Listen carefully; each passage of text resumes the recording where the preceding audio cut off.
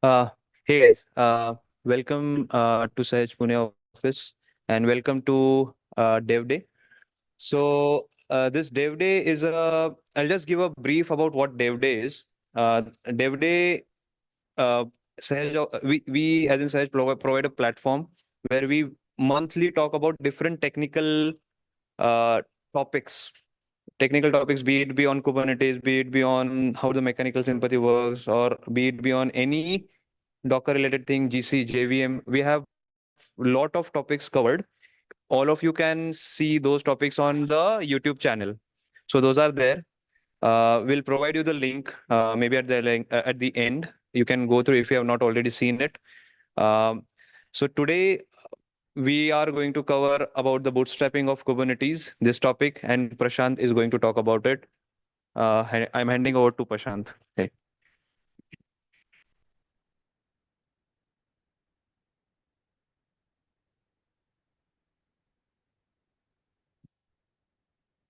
Okay. Hello, everyone. You can see all of this. No?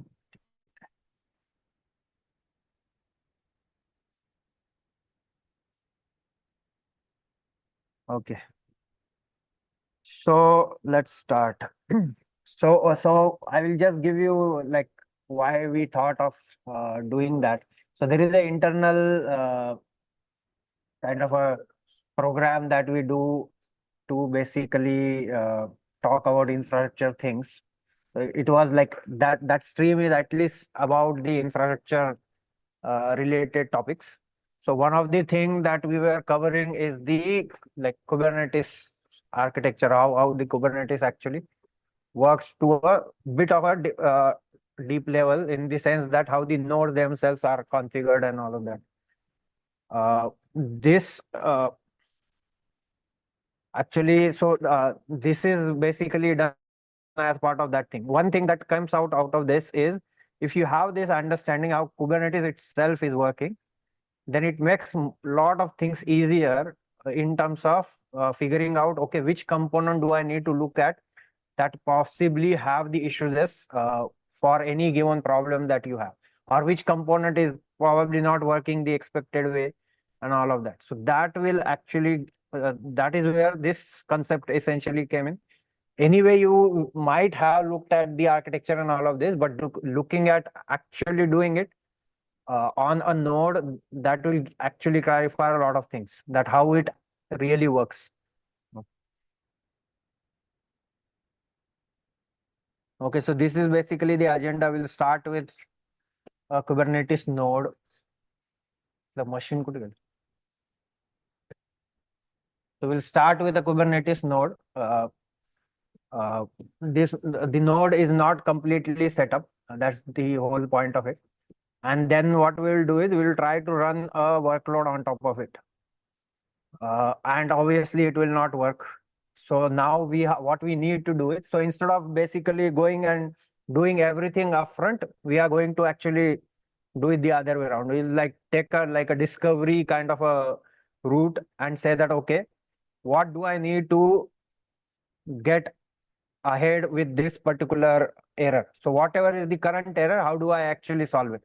And that's it. We will not look at the whole picture. We will just try to see that particular thing and then see that, okay, what am I missing in here? And then basically just install or deploy that thing and then move forward from there. So you will see a lot of issues that will come in. We will also see that how can I actually look at and how can I actually solve those issues. Okay.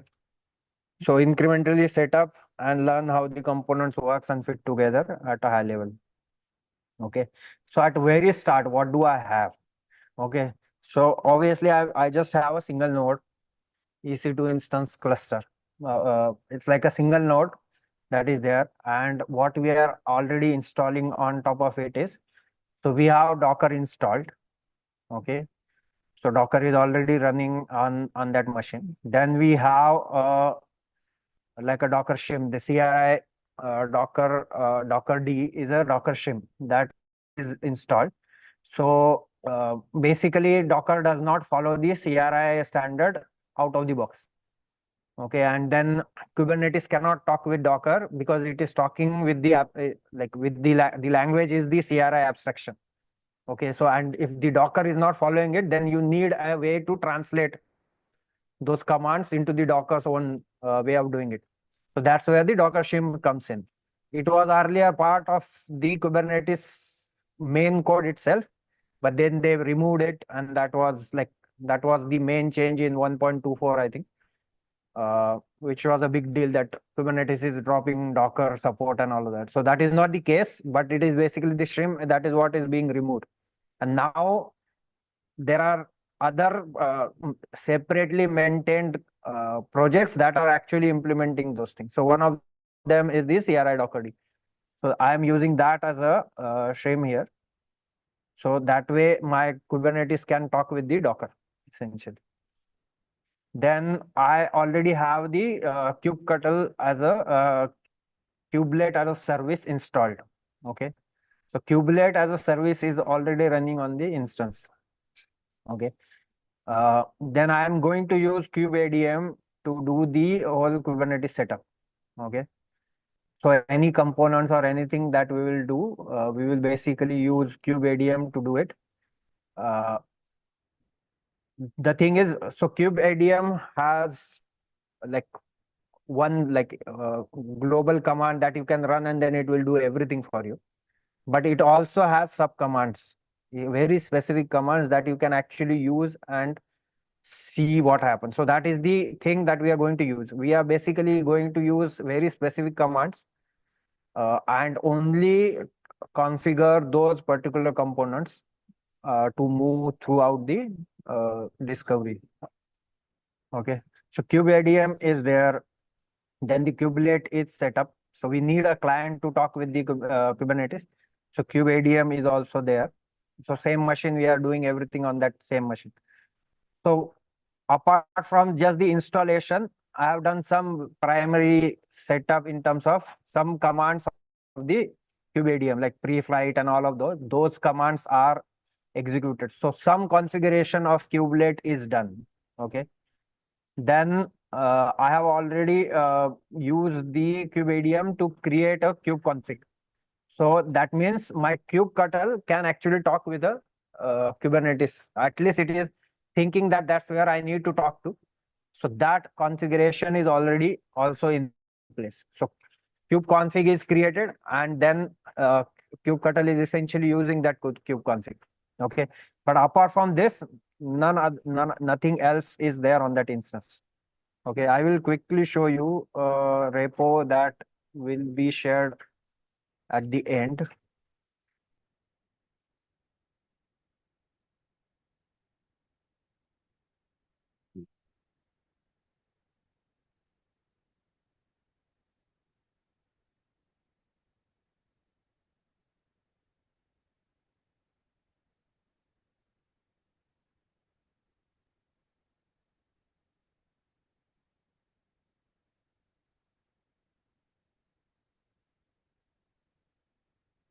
Okay, so I will share this GitHub repo as well.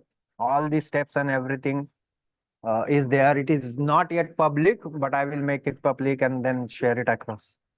If you want later on, you can also follow the entire thing. Everything that is required is part of this repo, including the instructions, the pre-setup, and the flow that we are going to follow as part of this talk. That is all. Everything will be there. Okay, so if you see at the start, you can see that what all things I talked about already is there.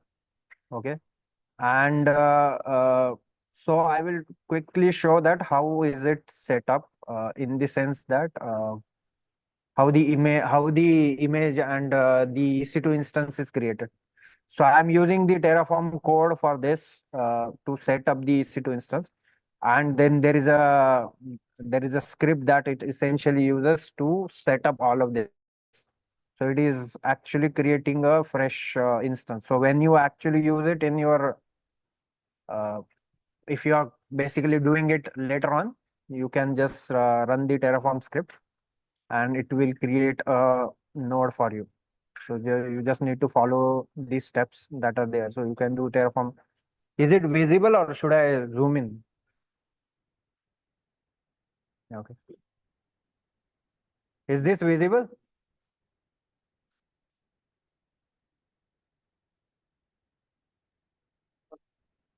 Zoom a bit more. Okay. So all these setup and everything is already available here. I haven't uploaded the slides, but I will add that link here as well. Okay. So that is the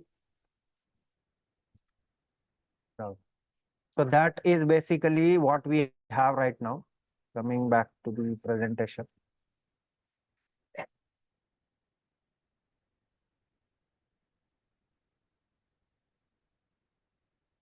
Okay, so this is where we are. Okay. Henceforth, I will basically not talk about all the other things that are not really part of the Kubernetes architecture. So basically, kubeadm is just a tool that we are using. So it's not Kubernetes. kubectl is a client, so it's not part of the server. kubeconfig is again used by the kubectl. So I'm not going to talk about that. So from a k8s point of view, from a node point of view, this is all we have. Okay, we have a CRI, which is Docker, and we have a kubelet that is running. That is the only component that we have installed till now for this node. Nothing else is there. Okay.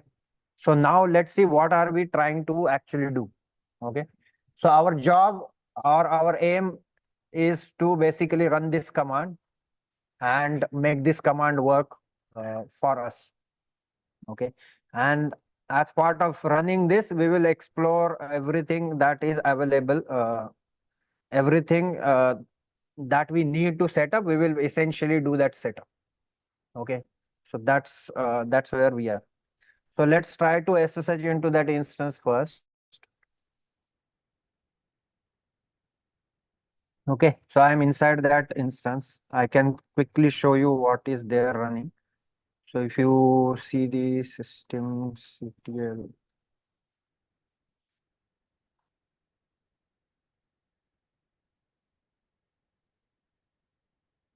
Okay, so kubelet is one service that is running. Okay, ignore all the errors and everything. Then you can also see that Docker is running. Okay, so Docker is running there. It's available. Then the main thing is kubectl is also available. Okay, so all of this is already installed. Okay. Now coming back to what we are trying to do. Okay, we said that at the very start, we said that this is what we want to essentially run. Okay. So the main aim is to get this command running. Okay. So let's start. So if I just run this command, it is saying that it is trying to connect to this particular IP, which is 10.139.27, which is the local IP. You can see that here as well. That's the IP of the node, essentially. It is trying to connect to this port 6443, and it is saying that connection is refused. Are you using the right host and port? Okay. If we want more details, we can basically see what it is actually doing. Okay, so if you actually put in a verbose or enable the verbosity, then you can basically say that it is actually trying to do a curl command, or it is trying to send a HTTP request to the same port and IP with a slash API as the endpoint, and basically it is not able to connect to it. So that's what you are getting, connection refused. Okay. So then what do you think is missing? What it is trying to connect to? What is running on this? What might be expected to run on this port 6443, which will give you the APIs. Which APIs it is trying to connect to?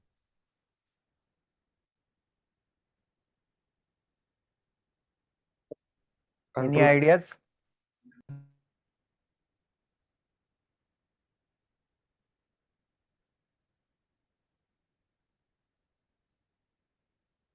in the Kubernetes, when you are trying to use the kubectl commands, what are you trying to talk to? Which component you are trying to talk to?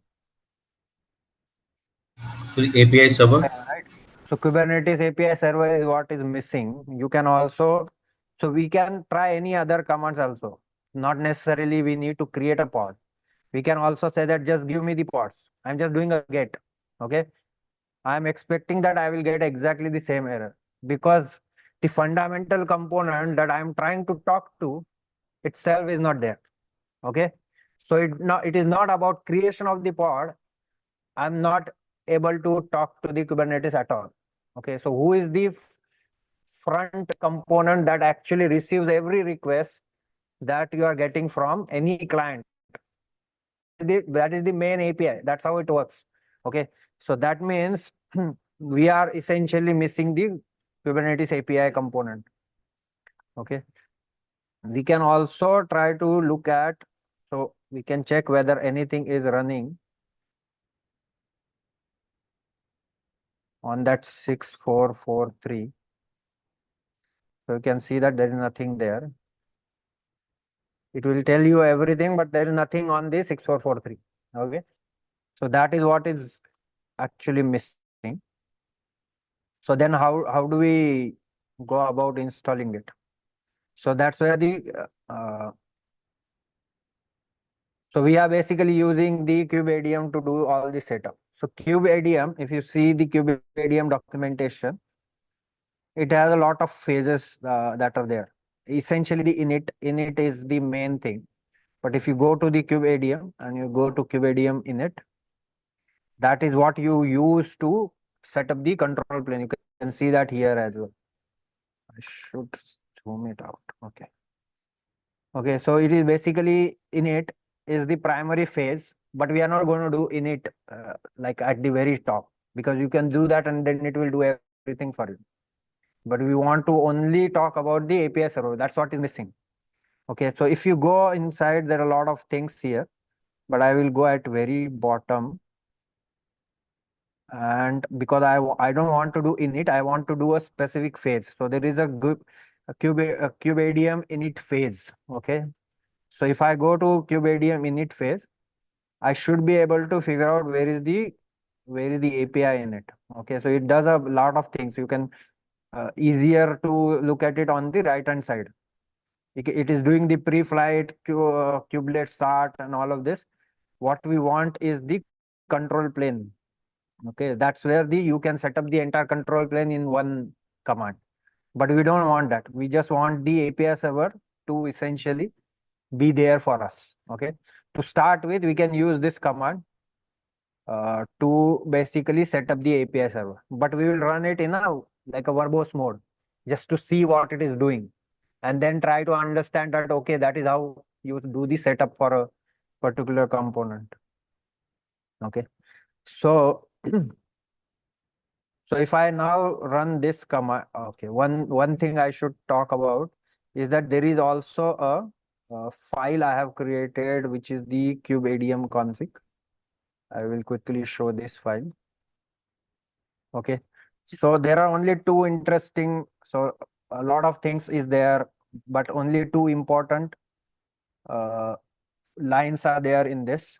One is the CRI socket.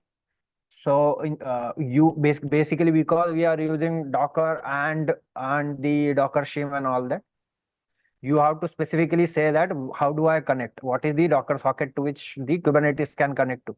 So this is basically the path to it. So you are basically passing in the path.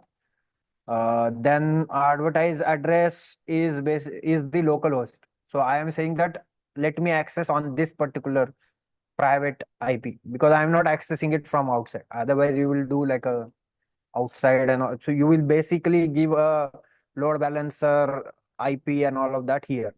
Okay, but we are not doing that. We are just trying to understand for our own thing. So this is not really a production kind of a setup, but this allows me to essentially connect to the component. We are saying that allow me to connect or expose those components on this particular IP, so that when the traffic comes in on that particular IP, it will basically be taken by the components.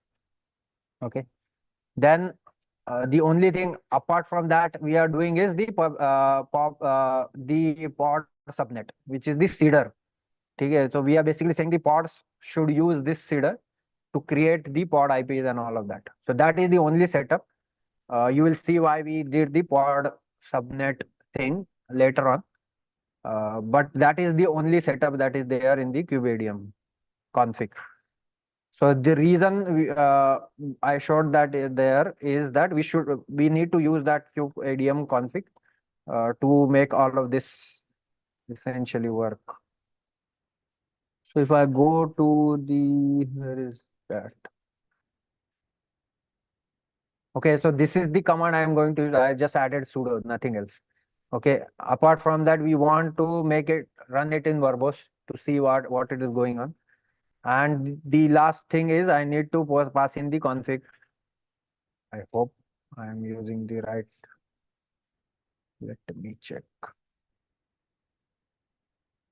Only config. Okay. Okay, so I'm passing in the config. The only thing I did apart from whatever is there in the documentation is verbose and the config. Okay. Okay. So let's look at what it is doing. First thing is it is like not every detail is important, okay, for us at least. We will not go into every detail, but we are trying to understand at the Kubernetes level, okay, what are the components, what are they doing, and how they are being set up. That's the main thing here. So it is doing few things like it is trying to figure out which Kubernetes version you are trying to use and all of that. I am trying to use the 1.24. Okay, because time I created all of this was at that time 1.24 was there were earlier there were later releases as well, but that was what I was working with, so I used that. You can see that it is saying that there is a version available 1.29, but the kubelet and everything else that is installed is 1.24. That's why it is essentially trying to use the 1.24 now. It is saying that fetching Kubernetes version 1.24. Okay, it is doing certifications and all of that. That all of that is not really important. There are two lines that are quite important for us. One is it is saying that creating a static pod, okay, static pod manifest for Kube API server. Okay, that is one thing.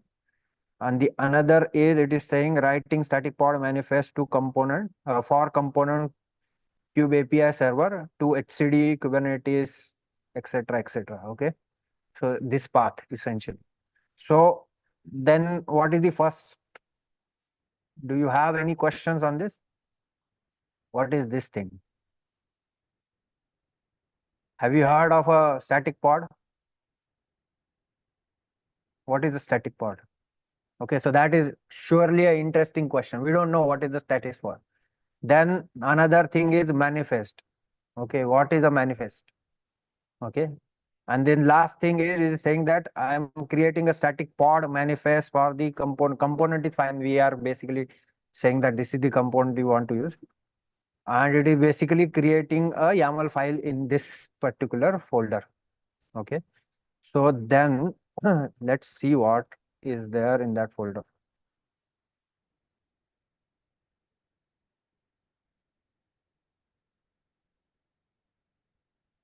Okay, so what you have in that folder is actually, so the folder name is the manifest. Okay, so manifest directory is there, and this is the file name, which is a YAML. And then we are basically specifying a pod there in that. So kubeadm essentially created this file for us. Okay, we didn't do this. kubeadm just did that for us. Okay, and then it is saying that it is setting up. So you can see that what is the containers that are being set up. So this is the name. Kube API server is the name of that pod. Then the containers, if you go to, so command is fine, but go to image first. So if you see the image, it is running the Kube API server image essentially as part of it. And then it is passing in like advertise address is passed in, and some other things are passed in. So whatever is required as part of it, it is passing in. The port also matches for us. So our guess is correct. 6443 is what was missing, and it is adding that. And you can see the combination. Okay, this is the advertised address, and this is the port. Okay, that means if you see the earlier failure at the very start when we did kubectl, where is that? Okay, now hopefully we should be able to connect to this, because that exactly what the kube API is trying to run on. Okay, and then it has like a lot of other configuration. Okay, but essentially it's a pod definition of some kind. Okay, but why is the pod definition? Is this how we create the pod? We don't create the pod like this, right? We do kubectl apply and then actually create the pod inside the Kubernetes. Okay, so we basically talk to the API server to create the pod, but API server itself does not exist right now. Okay, we don't have API server. Okay, and have you ever wondered that even if API server is not there and all of that is not there, all the component of the Kubernetes themselves runs that pod? You have seen that, right? If you go to kube system and you say that give me the pods, it will give you all the pods, all the components of the pods, but they are themselves running as pods. But then there is no kube API when you are setting up the kube API itself, correct? Then how do we create that thing? So it's like a loop. Okay, so kube API server is required to create a normal pod. Okay, but yeah,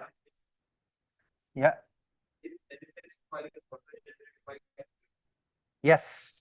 So if you see, the manifest file is auto-generated by kubeadm because we didn't create it. Kubeadm is essentially saying, if you see this line, it is essentially saying that it is writing the static pod manifest for kubeadm into this particular folder. So it is the kubeadm who is actually creating the manifest file. We did not create it. Okay, we just use the command to basically set up the API server. Okay. So what I was trying to say is, so normal pod creation requires the API server, because that's how you are communicating and asking for a pod. But the API server itself is not there. So you need a different mechanism. That's where the static pod essentially comes in. So if you see the documentation of Kubernetes, I hope that I have put it in here somewhere. Let me find if I can get the link.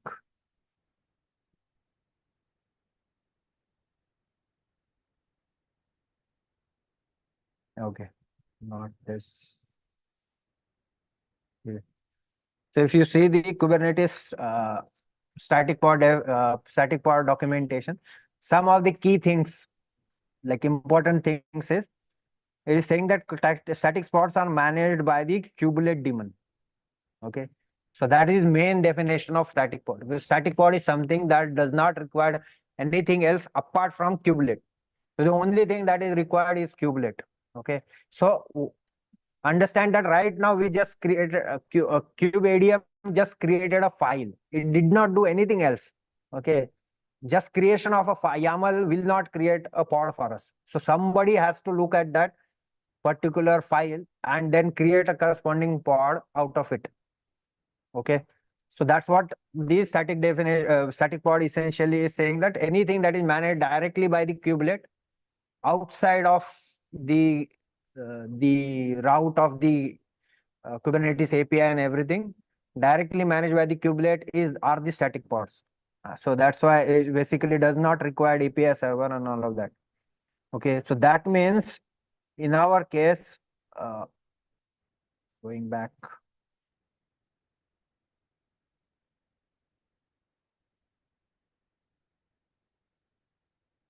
Okay, what happened? Okay, so this is what we have. We have that manifest file, manifest directory. Okay, /etc Kubernetes /manifest. Okay, so what the kubelet is doing, kubelet is essentially watching that file, watching that folder. Okay, it is looking at for any changes into the in that folder. So any new files that are added or any changes into the existing files will be picked up by kubelet, and kubelet will try to create a corresponding container for it. So who is creating those files for us? It is the kubeadm that is creating those files for us. Okay, we are not creating those files manually. Kubeadm is doing it. We only said that I want an API server, and then kubelet essentially kubeadm essentially created a file for us. Putting that file in the manifest file, kubelet should essentially pick that up and start creating the container. To create a container, it need to talk to the Docker. Okay, so it will ask the Docker to actually create a physical container. Okay, so that is what is happening. The static pod is clear because that is how almost all the components will work henceforth. Okay. Static pod is Kubelet is owning the life cycle of the static pod. So if it is failed, it will recreate. It is same as any pod. Okay, if your pod basically fails, to be honest, every pod is managed by kubelet. Every pod. Your pod, including static pods, okay, and non-static pods. Everything is managed by kubelet.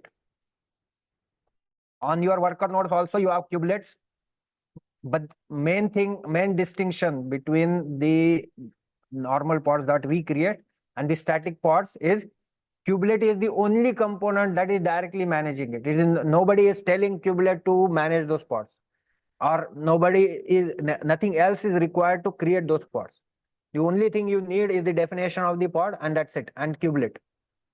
In normal things, the definition of the actual pod. So if you create a pod, the pod that we are trying to create, Nginx pod, we are trying to actually use the API server to basically tell it to the kubelet to create the pod eventually. Okay. So there is a API server need. In this case, nothing else is required. Only kubelet is required. That's the main difference. Rest of that, all the pods are actually managed by the kubelet. So on worker nodes, your kubelet is actually ensuring that the pods are getting created. Yeah.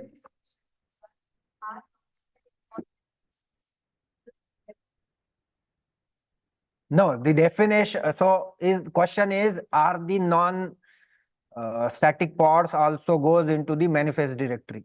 The answer is no. The definition of the static pod itself basically says that you need to put in a YAML only for the static pods. That makes them static pods. So if you want your own static pod, you can do that. But not every pod essentially becomes a static pod. That's the difference. We will see where the rest of the pod goes in. Okay. But right now, just understand that I have created a YAML, put it into that manifest directory, and it is directly managed by the kubelet, and that is why it is called a static pod. Directly managed, that's the important thing. Rest of the pods are also managed by kubelet, but not directly. Okay, kubelet is being fed that information. Okay, I need this. Okay, I need that. Kubelet doesn't know that there is a change required. So when I do a kubectl edit and I edit the definition of the pod, actually that definition is first going to the API server, because kubectl is talking with the API server. Okay, is that clear? So if any change you do to your own pods, is actually that information first goes to the API server, because that's how the communication is happening. Okay, but in this case, the kubelet is directly managing everything. So there's no API server, nothing is required. Okay. Coming back. So let's see what happens Hey, to I have one question. what we set up. Am I audible? We should have that pod, right?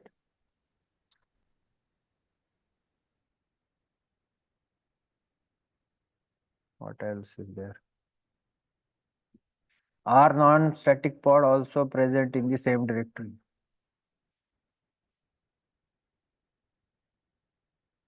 I'm not on mic.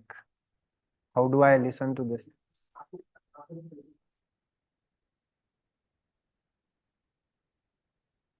If there is a question, you have to write it down, I think, because I can't hear people who are on the or call. I already answered the last question, which was the non-static pod. Does it go into the manifest directory? The answer is no, because whatever goes into the manifest directory are the static pods. That's the definition of it.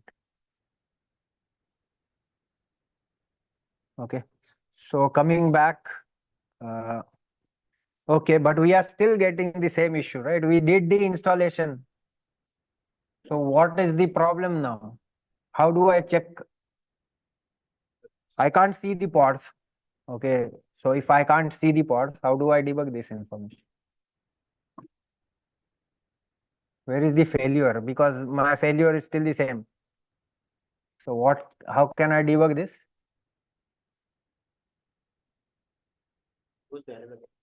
Sorry? Error verbose. You can do verbose. It will not tell you anything. Because, yeah. So you can do verbose, and what it is saying is it's saying exactly the same thing and trying to connect to /API, and the connection is refused. And yeah, it is doing some, I think it tried 2 times.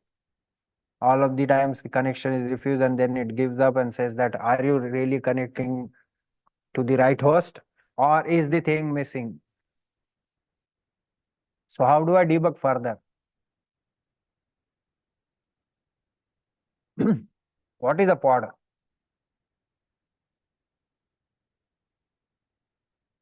Who is actually creating a physical process that you all talk about as pod?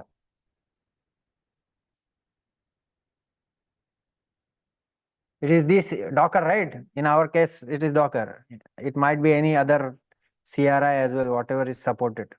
But it is Docker, right? So bare minimum, we should be able to ask Docker what happened to my container. Okay. So let's see. So pod is not, obviously not created. So API server is not up for some reason. So kubectl can't help us. Okay. That means then what we need is to check what happened to that container.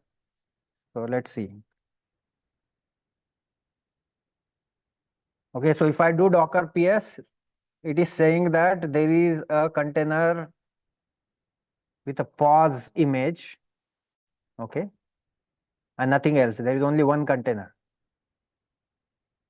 Okay. So what do I do? It is saying something about API server. You can see that the name is basically API server IP and all of this kube system. So it is telling you it's doing something about, it is something about API server. Okay. But it is not API server in itself, because see the image. It is nothing to do with API server. And when we created the pod definition, we saw that the image is specific for the kube API server. So where is the API server? How do I look at it? How do I look? So there is nothing running. So what is happening? Where do I look at for the errors? What else can I see in terms of? So I can see anything that is killed or exited, that is tried to create, but then the process basically just crashed. Okay. So you can see that now pause is fine, but there should be, is there anything more than that? Yes. Yeah, I can close the chat. So you can see that there are now 2 containers. Okay. One is this, one is this. Earlier there was only one. Okay. Now you have two entries, and it is saying exited 1 minute, but is it what we need? It looks like it is what we need. So the command is this. What is the image here? So it's not showing me the image. Container ID, then image name. Where is the image name? How could this take? This one. This is the command.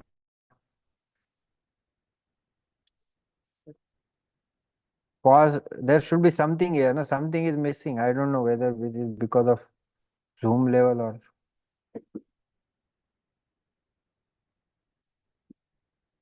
Okay, But this is the because of the command, at least we know that it is exited. Okay, it's not able to run. Okay, so how do I figure out what is wrong here?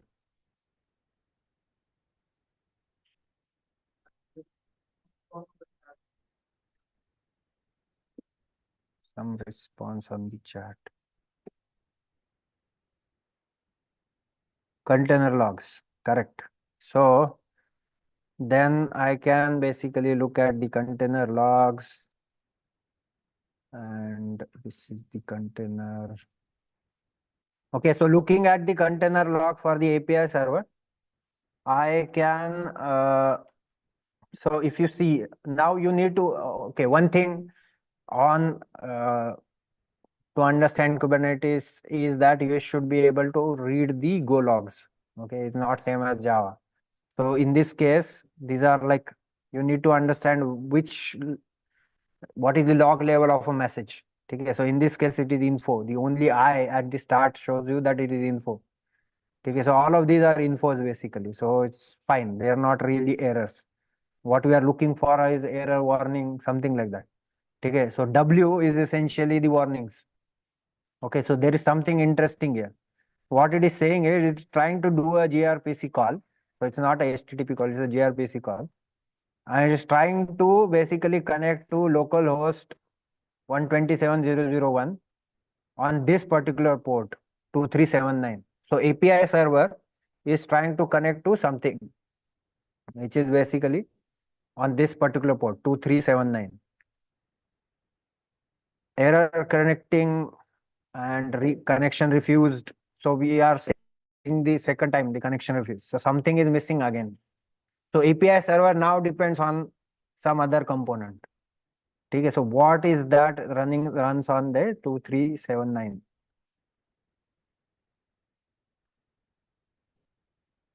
Any ideas? I should open up the chat.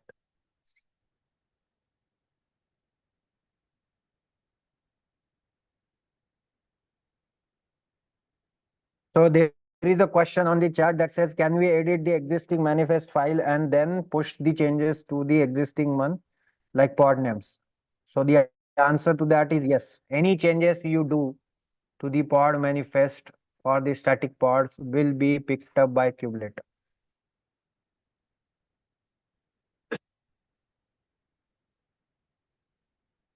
Okay, so the answer to that question is yes. So what is missing now is the database required for your APIs.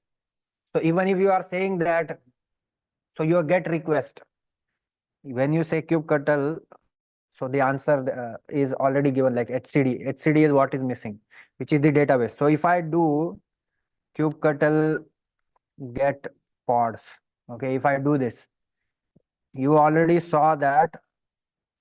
So if I do this, you can see that it is actually trying to do a API call, and possibly it should, I don't know whether it is doing the subsequent call or not. Most likely it is not doing that, but it should do a /API/namespace/default/pods. That's the call it is going to do. Okay. And then what it is essentially saying is, give me the list of pods. Okay, but somebody need to store that list of pods. Okay, where do I store the information? So that's the database. So you need a database, and API server is essentially complaining that the database is missing. Okay, so and it is trying to connect to that 2379 port where the HCD is expected, but it is not there. Okay, and that's why the pod keeps on, so it will come back up. The pod will come back up. If you see, it will actually come back up. The container will come back up, will be killed, will come back up, will be killed. So kubelet is essentially trying to continuously make it run. Okay, because that's the job of the kubelet. It has to ensure that the things are running. Okay, but at the same time, the API server is not able to connect, so it is crashing. So it is, the question is, what is the HCD port configured? So all of that is like a standard port. Okay, so we are using the standard port. The issue is not that the port is wrong. The issue is the etcd itself is not there. Okay, so etcd is missing, so database is missing. You need API, you also need the database to get that the state of the things. Okay, so etcd is essentially missing. So we can follow the same approach. We can look at the okay, so I will quickly just look at what I did here. So till this is fine. Okay, now what we will do is we will basically do the exact same thing. We will ask the kube ADM to basically give us one more static pod manifest and create one more pod for us. Okay, because etcd is what is missing. And you can see that it will exactly do that. So if I go to ADM, so init phase, there is a etcd phase. Okay, now you can see that etcd is not part of the, at least from a kubelet point of view, it's not part of the control plane. It is not assumed to be part of the control plane. The reason for that is, though the Kubernetes is actually using etcd, etcd is not really part of the Kubernetes. etcd is a standalone project, and it was there even before Kubernetes was there. Okay, so that's why etcd is separate. It's like you need etcd, but it is not part of the Kubernetes project itself. Okay, it is not created for Kubernetes. Okay, and then in case of etcd, we are going to the local because right now we are installing it on the local machine. So that's where the local comes in. So I will basically just copy this.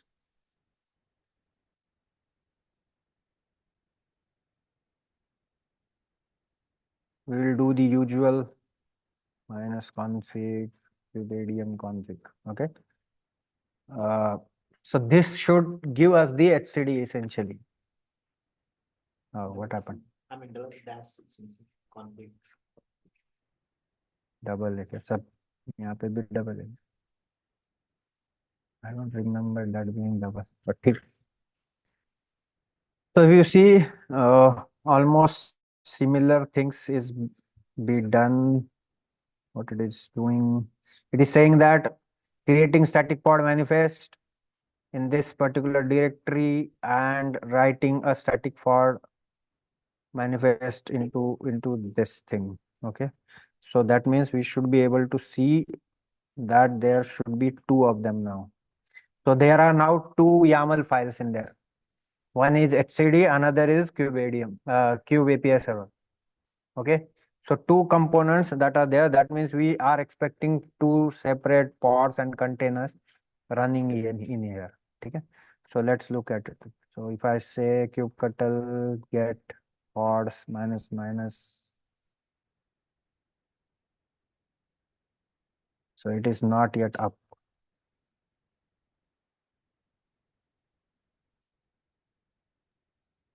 If it doesn't work, again we will have to look at it, but let's give few time to see whether anything comes up. Okay, so this also, that means till now the API server itself is not up. Okay, let's see whether it comes up, or we can look at the containers as well. So either you can look at this, or you can basically say sudo docker yes and see whether the containers themselves are. So there is etcd container. That's it, and there is no API server yet.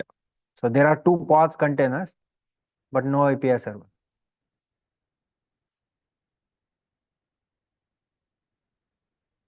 So API server is not yet up. So it is doing that looping. So it is crashing, and then it, after a while, it takes kubelet basically figures out, okay, something is missing. It is expected to be there, but it's not there. Then it will try to recreate that pod. So there is a gap in when it understands and looks at it and then does it. It should come back now. What is the question?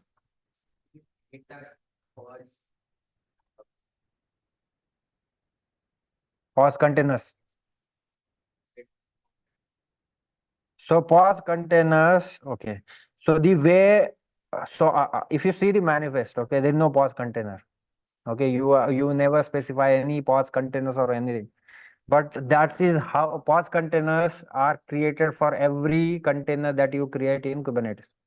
What is Every yeah, I'm coming back to coming to it. Okay, so even if it is your pods or the control plane pods, okay, doesn't matter.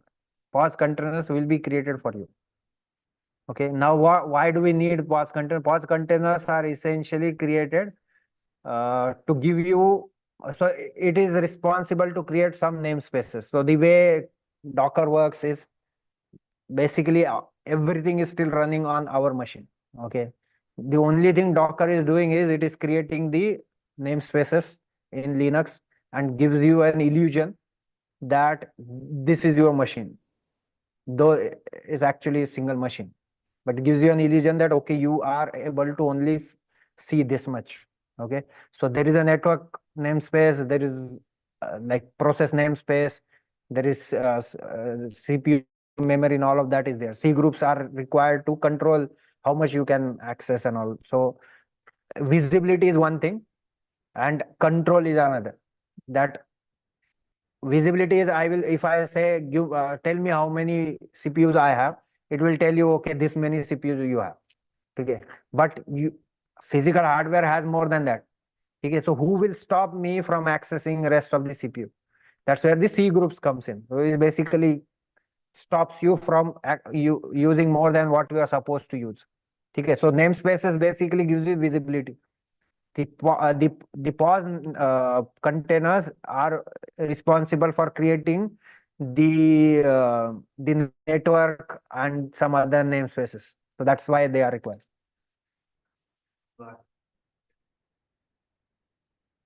Okay, so if you go inside a Docker or container and then you say ps minus ef, give me all the processes, it will actually only give you processes that are really inside the container. It will not give you on the host machine, though those processes are actually running on the host. Okay, but it will still give you only those which are visible, because you are essentially constrained in terms of visibility from the namespaces. Okay, going back, let's see what happened. Okay, so we have this running now. Okay, so now because of etcd and because of API server, both of them are there now. So that because of that, now API server is up. Okay, because API server is up, kubectl is able to talk with the API server. Now when we ask give me the pods, we are able to get the answer. Okay, because we are getting the answer, it is showing us the answers.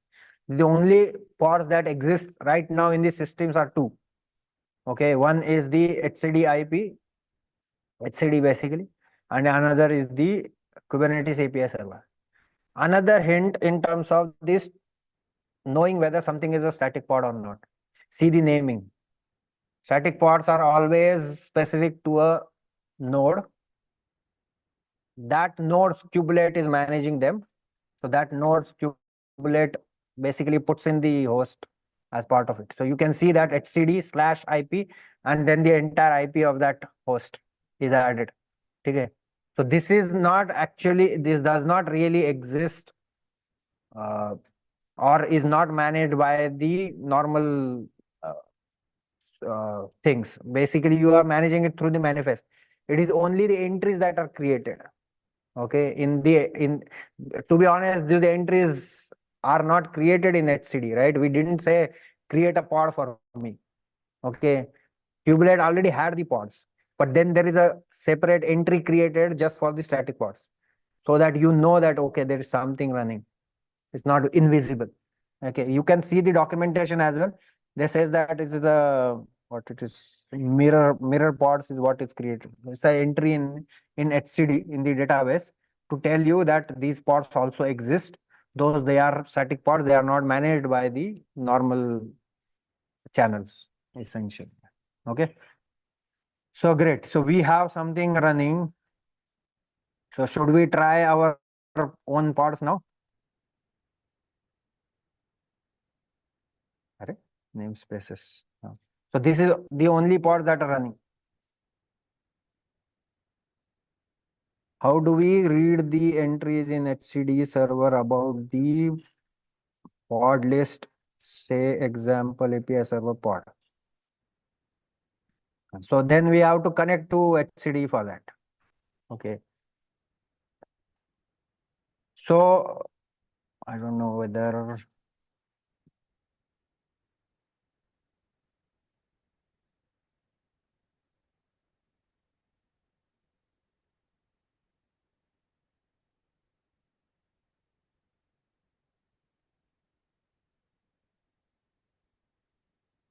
so we did all of this.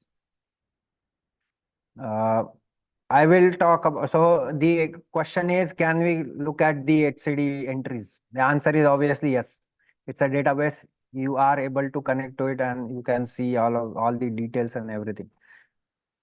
I'm just checking whether, so I'm going to look at it. I'm just looking at whether we want to do that right now or later.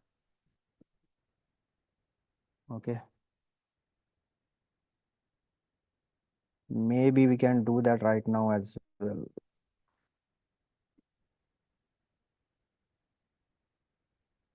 Okay, so let's try to do it. So there is a HCD CTL command line basically to connect to HCD, and you can look at it and do that. But do we have any pod in our HCD right now? The normal pod. So there is no point in looking at the pod yet. Okay, so let's come. That's why it is later. Let's come back to it. Let's go with our own command for now. That is okay, right?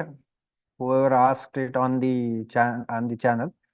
Right now, we don't have a pod in the HTTP, at least not the normal one. Okay, so we'll go back and basically do what we are trying to do the first thing, which is to set up a Nginx. Where is that? Okay, so we are back to this. This is the whole point. We are trying to do this. Okay, it might or might not give you interesting details, but okay. So now the error is changed. Okay, now the error is, it is not saying that I am not able to connect to API server. API server is for sure exists now and it's up and running. So now it is saying that forbidden, pod Nginx is forbidden. Okay, why it is forbidden? It is saying that error looking up this service account. Okay, it is saying that service account, when it is trying to find the service account, there is an error. What is the error? It is saying default/default service account default not found. Okay, so what it is saying is, it is expecting that there is a default service account. The name of that service account is default, and it is expecting it in the default namespace.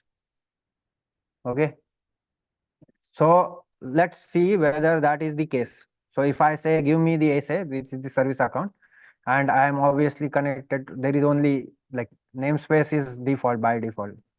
So I am looking at the default namespace and it is saying it does not exist. Okay, any other Kubernetes, when you create any namespace, so default namespace is by default created for you. When you create any namespace, you will end up with a default SA by default. Okay, so it is there, but why it is not there in our cluster? It should be there, right?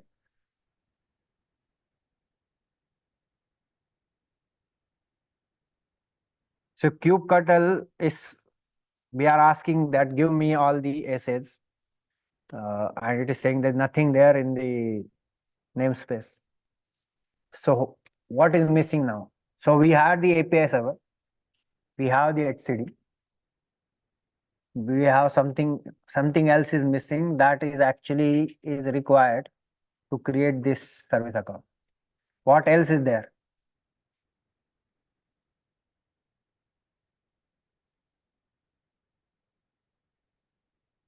So we can look at all the control plane components and then try to have a guess whether, sorry, scheduler.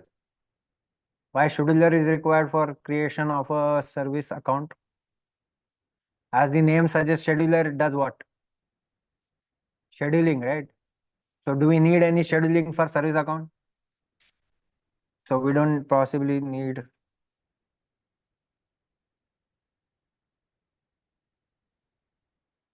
Connecting to Docker Hub for downloading image requires service account.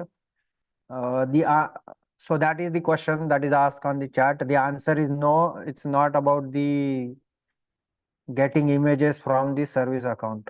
I can get the image if you want. So I can basically do run nginx and it will give me the nginx command. So you can see that it is able to pull the image. So image pulling is not a problem. Okay, any pod you create, okay, I should fill in that in. Okay, any pod, I'm just trying to run the nginx. We don't need to run the nginx. Any pod we create, okay, in Kubernetes, it will by default associate that pod with a service account.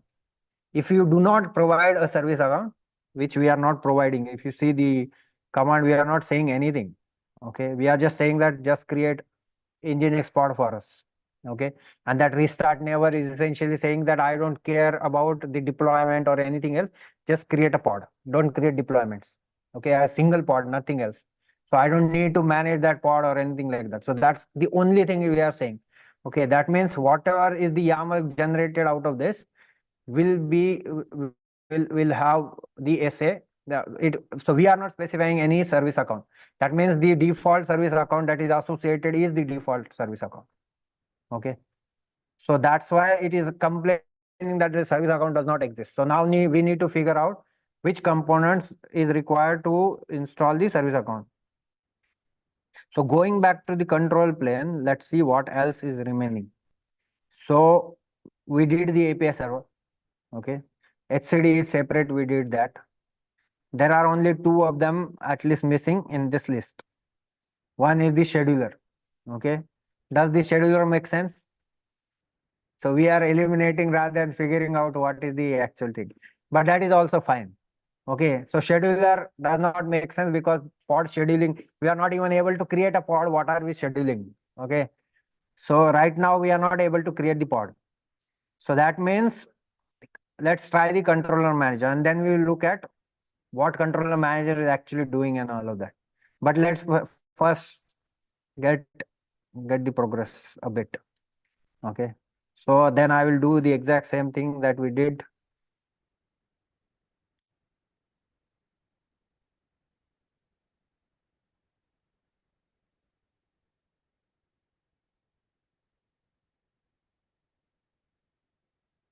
Okay, it is doing again the same thing. It is essentially writing a pod manifest, static pod manifest, and writing that here. So you can, if you look at the ls minus l, what is this? HCD Kubernetes manifest. If you look at the directory, now you have three of them.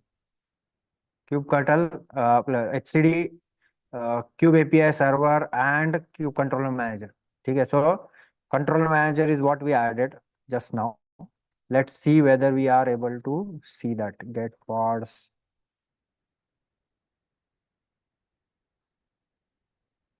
Okay, so it is saying that controller manager is created. It is basically there. But why did we deploy it? So to basically see that somebody needs to create a service account. Let's see, service account is created for us. Okay, so you can see that now service account is actually created for us. The moment we deployed the controller manager, the service account is created for us. Okay, so a bit of a progress. Now, let me check what is the.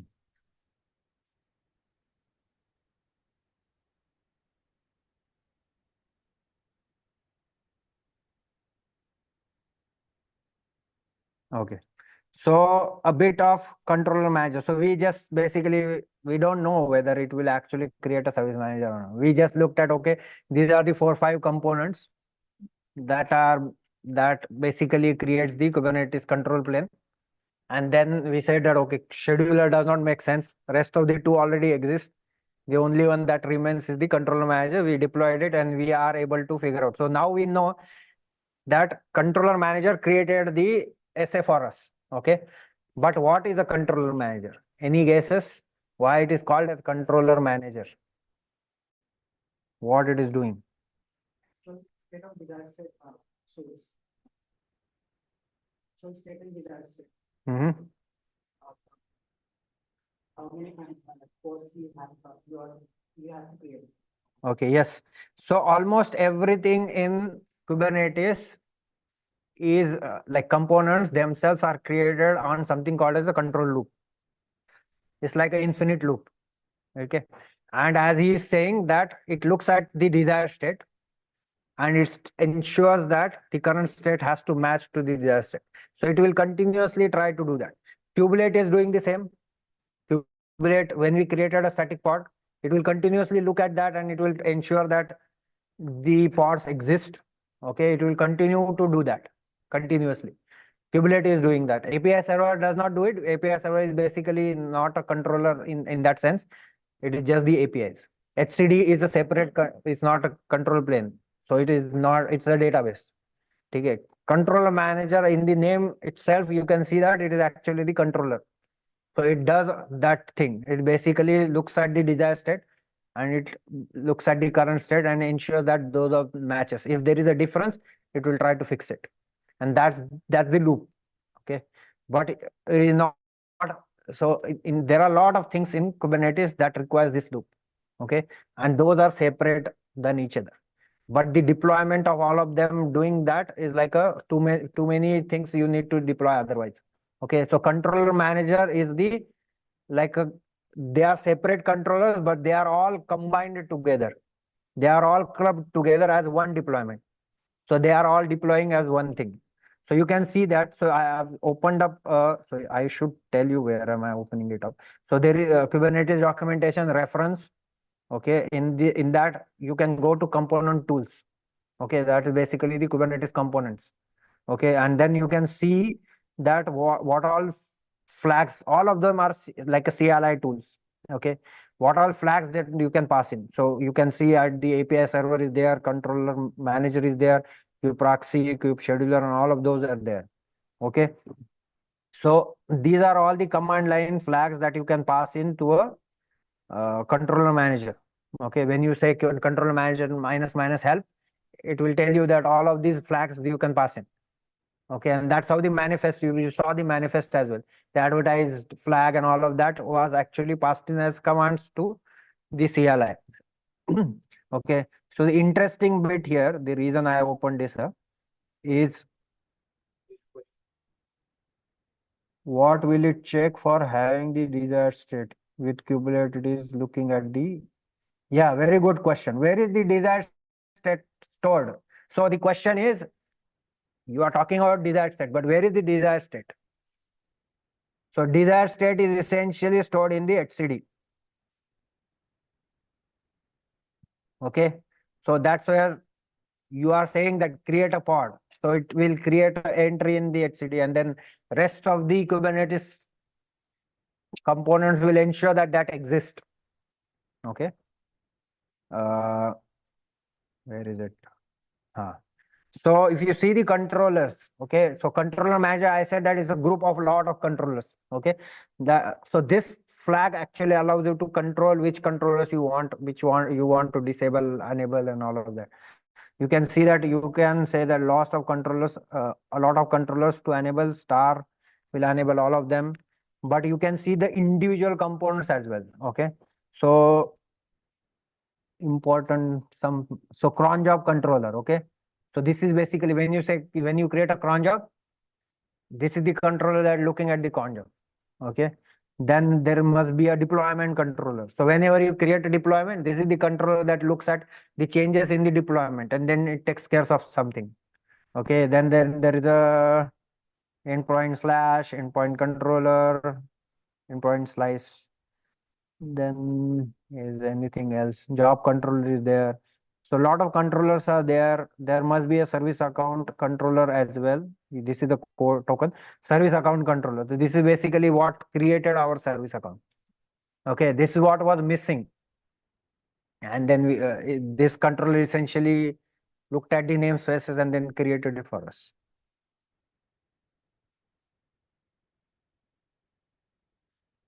Coming back.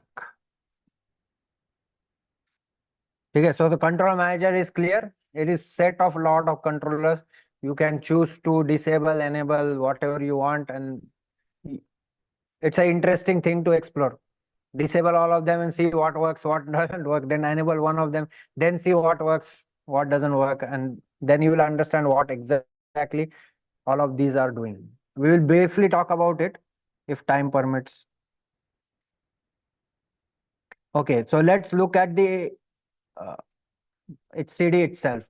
So looking inside HCD, you can look at it, but it is tricky because the everything that is stored inside is like it is using protobuf encoding, so it is all encoded. I haven't done the decoding, so I can't show you the exact YAML or something like that, but I can still show you how to connect to it. So one way of doing that is, so I'm just going to use the HCD CTL, which is the command line tool to connect to HCD. Okay. So all it is doing in this is basically just installing, getting the tar, getting the HCD files, the installation. It is basically giving me all of that.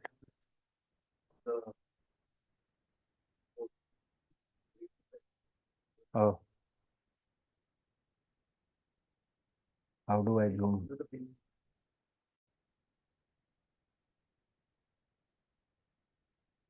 Okay. So yeah, I'm going inside. So this is where everything. So it will include the HCD server as well, but we don't care about the server. We only care about the like CTL. So we just need CTL. You can now do HCD help to check whether it is working. So at least it is giving us the help. So this is where, so this is the thing I am using essentially. So localhost, not localhost, local directory and the binary and then help will give me what is the help and how do I connect to it and all of that. Now, like try to use it to point to our HCD. Okay. So the protocol we are saying that I want to use the API 3 because that's what is being used by Kubernetes. Then you have to pass in a lot of things. The main part here is the endpoint. Okay, so endpoint is wrong here. What is the endpoints?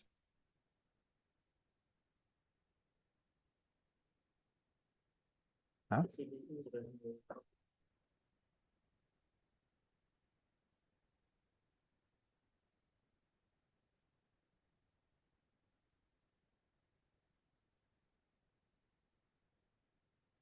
Okay, I should do get pods first.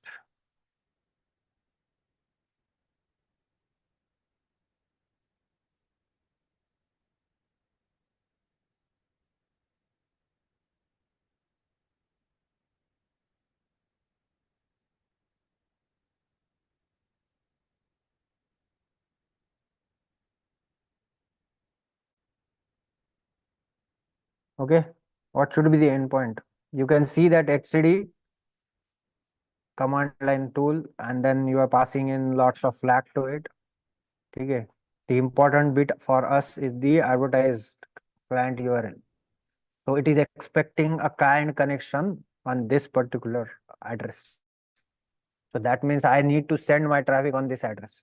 So instead of localhost and that, I will basically use. So what the reason I am showing you this is don't just follow the um don't just follow the README because I will not know your IPs. Okay. So then you have to figure out what is the right IP if you are going to do this later. Okay. So endpoint, then there are a bunch of certificates. I'm not going to go into that, key certificates and all of that, but so the main thing we are doing is, so all of these are flags. Okay. The cert is a flag, key is a flag, the CA cert is a flag. Okay. And the endpoint is flag. I already talked about the endpoint. The main thing here is the command. What is the command? The command is get. Okay, so I'm trying to get something from etcd, and this is the path. Where am I saying that give me from? Like basically it's like give me everything, and then we are saying that only give me the keys, basically the paths. So etcd everything is stored like a path. Okay, so if I look at now, look at the etcd entries. Hopefully so obviously etcd ctl is not on the class path because it's I haven't moved it here. I have to run it like this, and possibly I have to do sudo, I think, as well.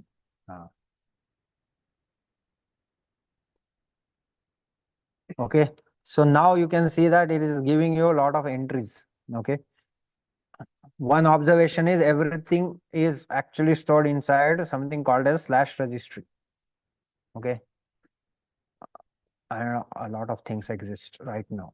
Okay, so a lot of things are created for you. Who do you think created this?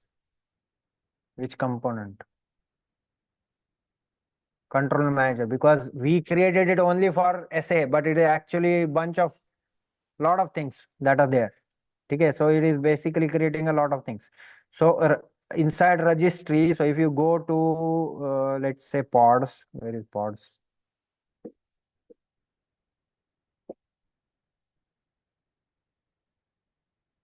Tell me if you see the pod. I don't think it is. Maybe I should do.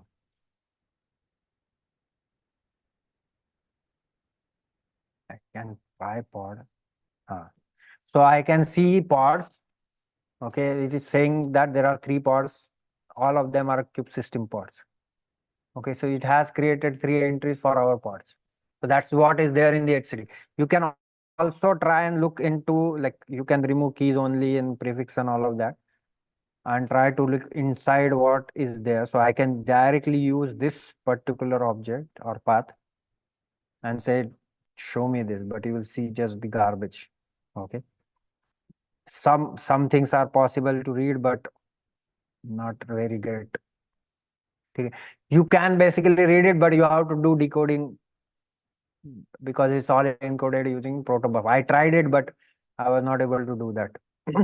Okay. There is a way, because of time crunch, I didn't do it. Okay. But etcd, you can access the etcd. Is there a question on the chat? The IP of etcd pod. Yes. No. So we are not using the IP of the etcd pod. We are basically using the advertised address.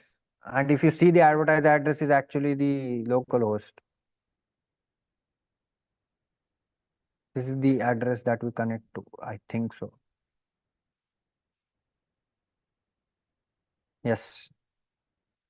So we are connecting on the current address, not on the pod of the. So it is basically there is a port mapping which it is doing, and then the port is available on the host machine, not only inside the pod, or not only inside the container. Okay. So moving on. Okay, so let's try to create our pod. We didn't try to create the pod yet. Okay, let's try to do that. So the SA is in place. So let's try to create our pod. Where is that command?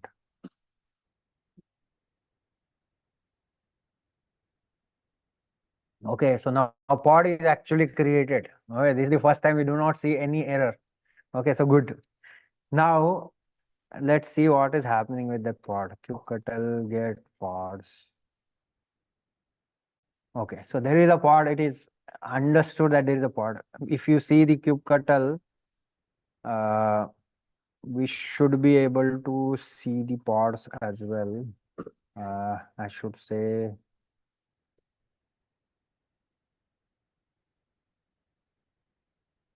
Okay, you can see that there is a pod entry now in etcd as well. Okay. Okay, so get pods.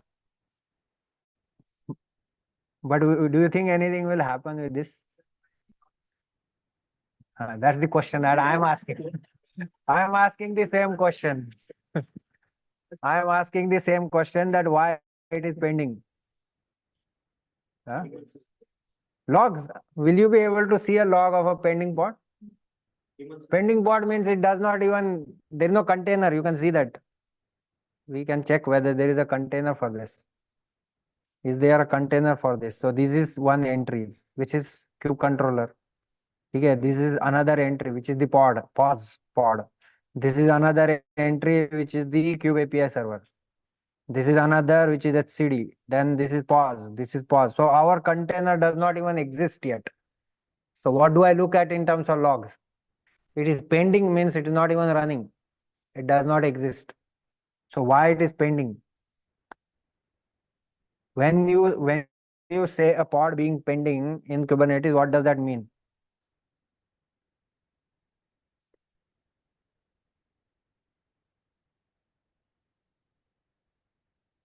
Yeah, so there is a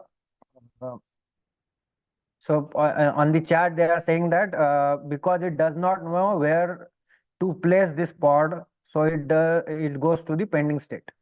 Okay. Just looking at saying that the pod is in pending state does not necessarily mean that it does not know where to go. But in this case, this is true. Okay, so let's look at the describe pod.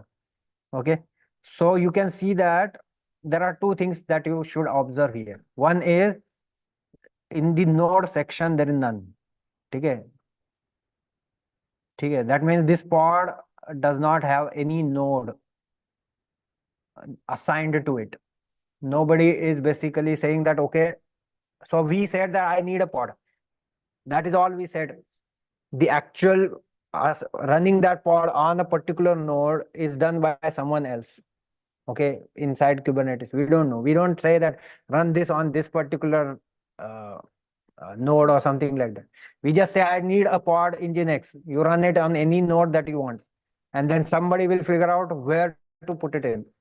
Okay, so that is what whoever figures out basically figures out, okay, this is the node where I should run this pod. Okay, and that's where this basically should be fill in. Another thing is there is not a single event happening on this pod. Nothing is happening on this pod. Basically, it's just entry in etcd. Nobody else is doing anything. So what is missing? So scheduler is missing, right? You are trying to create a pod and the scheduler is not there. So nobody is there to schedule it. But see the way Kubernetes works. Missing scheduler does not stop you from creating a pod. From a pod point of view, creation of a pod point of view, it is just an entry in etcd. Nothing else, nothing more, nothing less.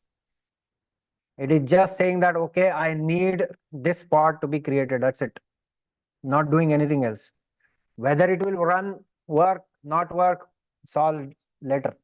The API server has done its work, which basically created an entry in etcd. And then someone will take care of it. So scheduler is missing. So what scheduler will do? Sorry?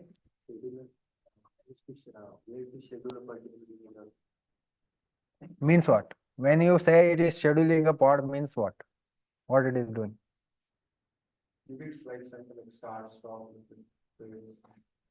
Scheduler is not doing that. Scheduler is on your control. So understand that Kubernetes has multi-node cluster. Right now it's like single node, but you will have workers.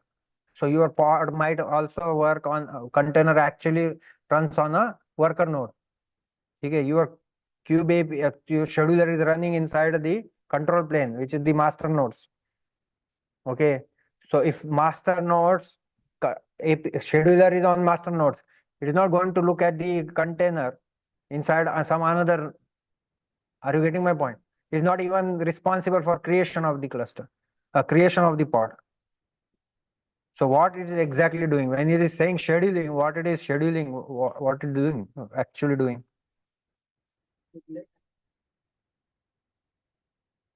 Are you sure scheduler calls to kubelet?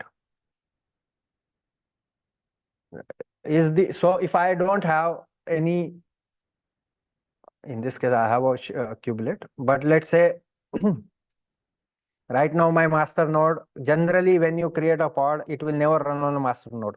Okay, this is the master node and it is trying to run it will eventually run it. So the reason we are able to do that is we are not marked this node as master yet purposefully. That's why it is running. But otherwise, so basically you haven't added the tent to the node. Once that tent is there, it will not run the pods there unless you tolerate the tent. Okay, nobody will tolerate the tent. So you don't want your pod running inside a master node. So master node has tents, so that's why it does not run that. Okay. The thing is, okay, memory, check the requirement of pods, its labels, and accordingly place the pod on the node which meet the pod requirement. That is what, so yes, all of that is correct. Memory requirement, the availability of the resources and everything, it will look at all of that. But what do you mean by place the pod on the node? When you say it will place the scheduler will place the pod on the node, what do you mean by that?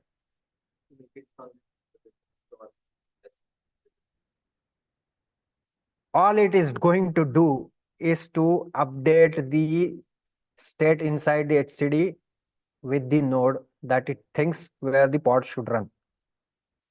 Okay. So the thing that I showed you. So see, Kubernetes is highly decoupled and completely event driven. Every component is just changing the state. And every other component just listening to the state. That's all they are doing. Okay, so scheduler will only say that, okay, this pod where it should run. It will look at all the allocation, but it will not look at the node themselves. It will look at the desired state and say, okay, this is what it should run on this node. It will try to figure out. So whatever you are saying in the chat, it will look at the memory and requirement and labels and tents and all kinds of other things. And it will choose a one node. But what do you mean by choosing? It will actually make an entry, update the pod entry and say that, okay, now this pod, it will populate the node field and say that it should run on this. Okay, so that's what it does. The moment it does that, Kubernetes essentially keeps on looking at the what is my state, what is the state of my node. It keeps on looking at inside the API server. So all of these are communicating through API server. So they will call API server, and API server will tell you, okay, this is the supposed to be your state.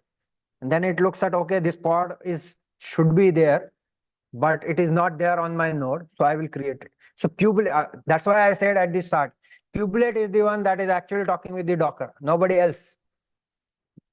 Even if Kubernetes is about container orchestration, it does not create containers or manage containers. Okay, so coming back to, so we need scheduler. Okay, so let's create a scheduler.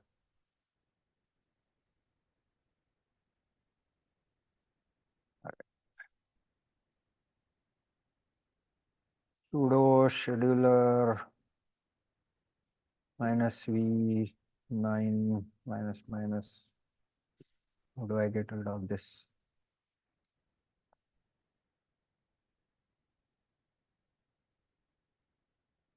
Yeah, okay. Huh? Oh, okay.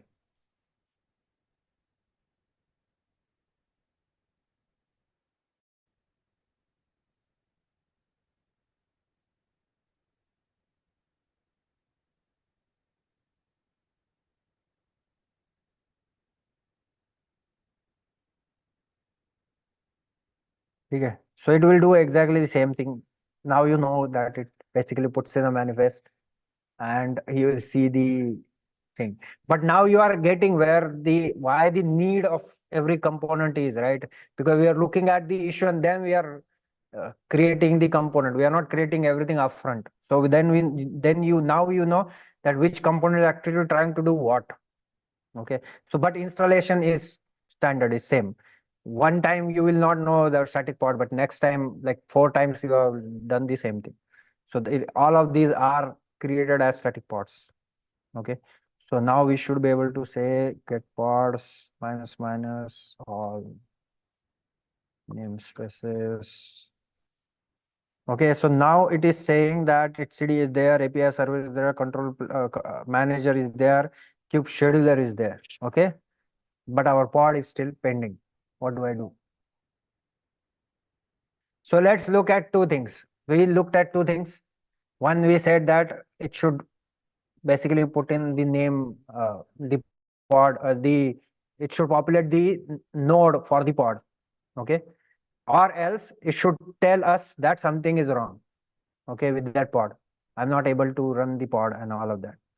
Okay, so now this is another uh, good way to figure out which component is doing whatever I'm now showing you. So if I say describe pod nginx,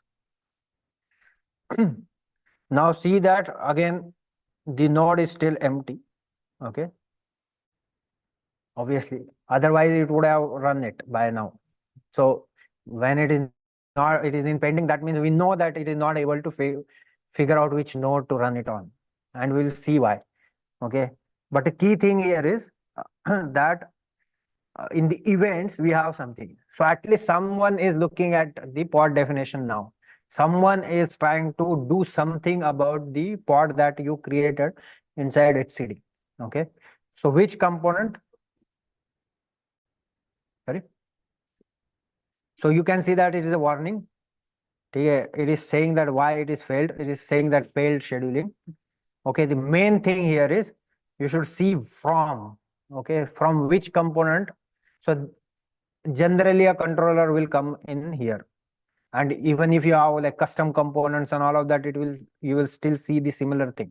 They will also raise events, and then you will know, okay, who is actually telling me this thing, information.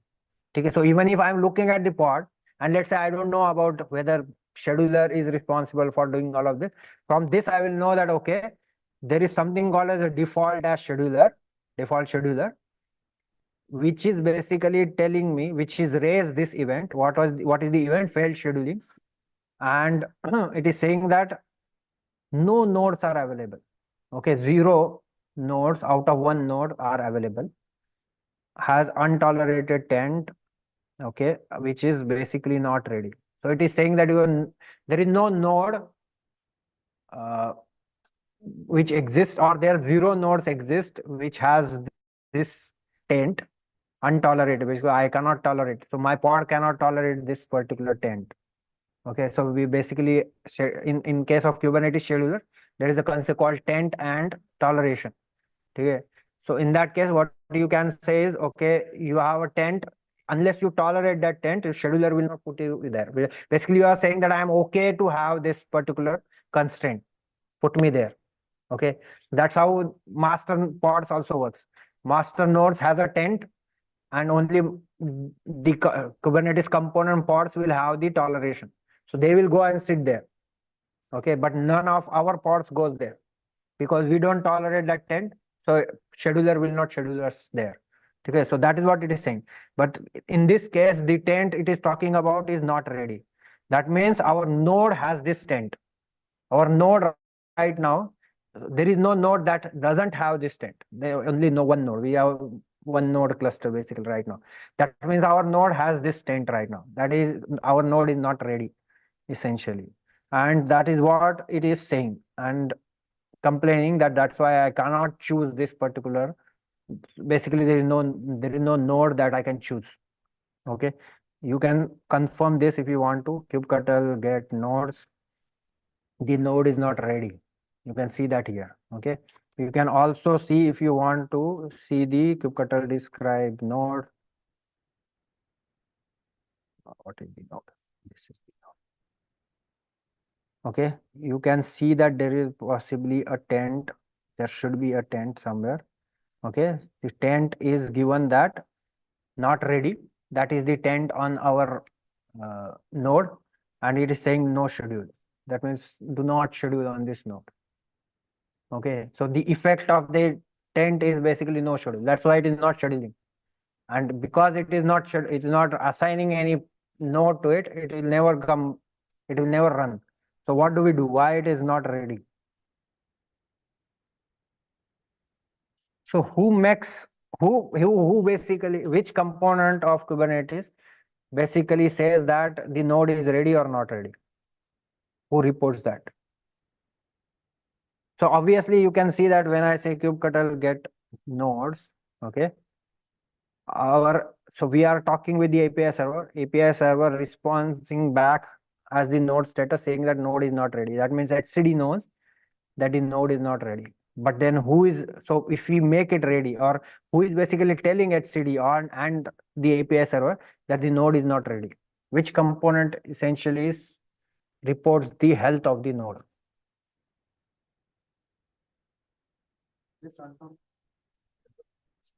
Can controller do that? Is controller a node level thing? So what about the worker nodes? Worker node, your controller does not exist on worker node. Sorry? Kubeproxy is not responsible for the health of the node.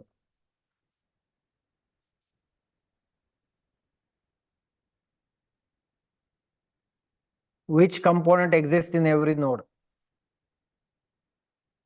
Exists in every node, every worker node, or even the control plane node. We started with what? Huh? API server was not there, right? We started with something. What all things were there? So Docker was there, but Docker is not a Kubernetes component. What was the other component that was there? kubeadm is not a Kubernetes component again. What are we started with? So we said that all of this exists, but only these things are related to. So kubeadm is not the answer. In the chart, you are saying kubelet, which is what is basically there. So kubelet is running as a service. Okay. And kubelet, if you see, kubelet exists in the control plane machines like master nodes as well as the worker nodes. Okay. So because it exists on the worker nodes, and kubelet is the one that is actually managing everything, talks with the Docker and all of that. Kubelet, if kubelet is up, then it knows that, and kubelet basically continues to tell it to the API server that I am up, I'm healthy, not healthy, whatever it is. It will basically continue to tell that, and then that will go into the etcd. And that's how everyone else knows that is this node ready or not. So let's look at the kubelet, why kubelet is complaining that our node is not ready. Okay, kubelet. Okay. Who has tainted the node for no schedule? Okay. So good question. What do you think? Who has tainted the node? Who is managing the node? Very good question, actually. Who is managing the node?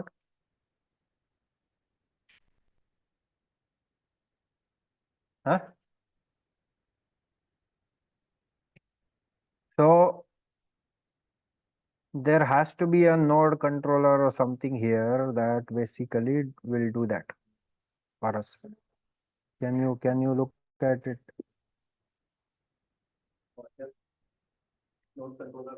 Okay, so this is probably the controller that is essentially doing that. Okay. And managing those things. But it might also be the reporting from the kubelet. So I am not exactly sure which API kubelet is basically talking. But depending on what kubelet is doing, it is basically say, if it is says I am not ready, whether the taint itself is added as part of it or taint is added later by the controller, I'm not 100% sure. But now see the understanding of the architecture. Now even you could basically thought through and see that, okay, probably there is a controller that does this, because for every type of resources you have a corresponding controller. Okay, so somebody is making changes into your etcd. Okay, so that is what the whole crux of this talk is, that you should be able to intuitively figure out, okay, where should I look at, or which component is actually doing this. Okay, you will not know everything obviously, but then at least you know what is the direction to go to. Okay, so it is not ready. What do I look at? How is the kubelet running? Kubelet is running here, right, on this node. Okay, what is the question? Does that mean that when we join a new node, by default, the node controller will tend to no schedule till it is basically not ready? Then it will, if the kubelets essentially, so there are two things when kubelet comes in and when you add a new node. Okay, kubelet possibly reports only after the node is joined, or it might join as a not ready. So it will basically say I exist, but I am not ready. And then you might have a few span in which it will say that node is not ready. And then once it joins and healthy and everything is there, then it will declare that, okay, I'm ready. And then pods will get scheduled on that node. But till that point, it might happen that it is not ready. Okay, so let's move on. Okay, what do I look at? Kubelet is running as what? By the way, kubelet is the one that is doing all of this magic till now. All these static pods are managed by kubelet. So how are we running the kubelet? So it is a kubelet. Okay, so it is basically running it like this. And then how do I look at the logs?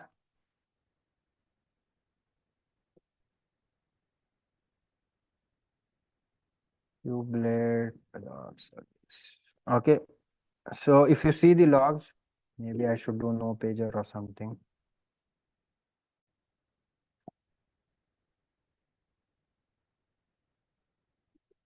No pager. How do I wrap it?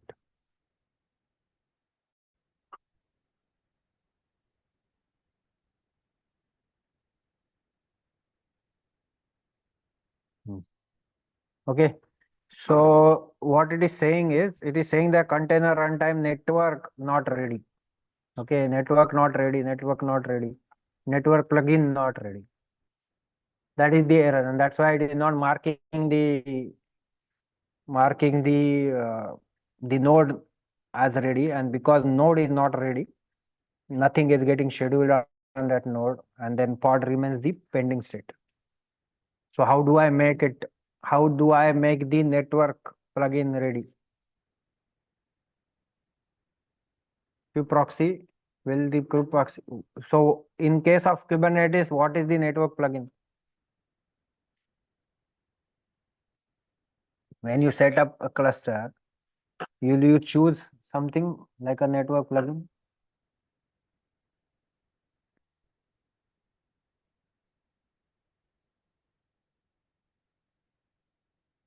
There is a CNI, right? In case of Kubernetes.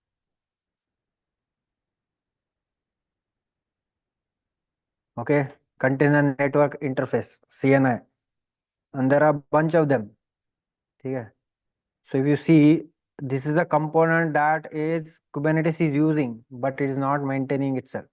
It is basically leaved out the part to someone else. So you have to fit in that component. Where is the list of it? Networking, not policies. Support.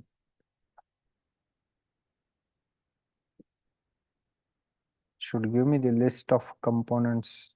Okay. But one of them is the Calico, essentially. So you have others as well. Calico is there, Helium is there, we used to use, but it's not there anymore. And there are others as well. But Calico is quite famous in that sense.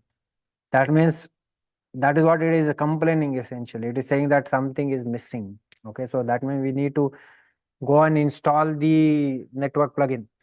Okay, which is the Calico in this case. So let's go and try to install this. Okay, so I have like quick start guide. We are not going into detail of how the Calico and everything works.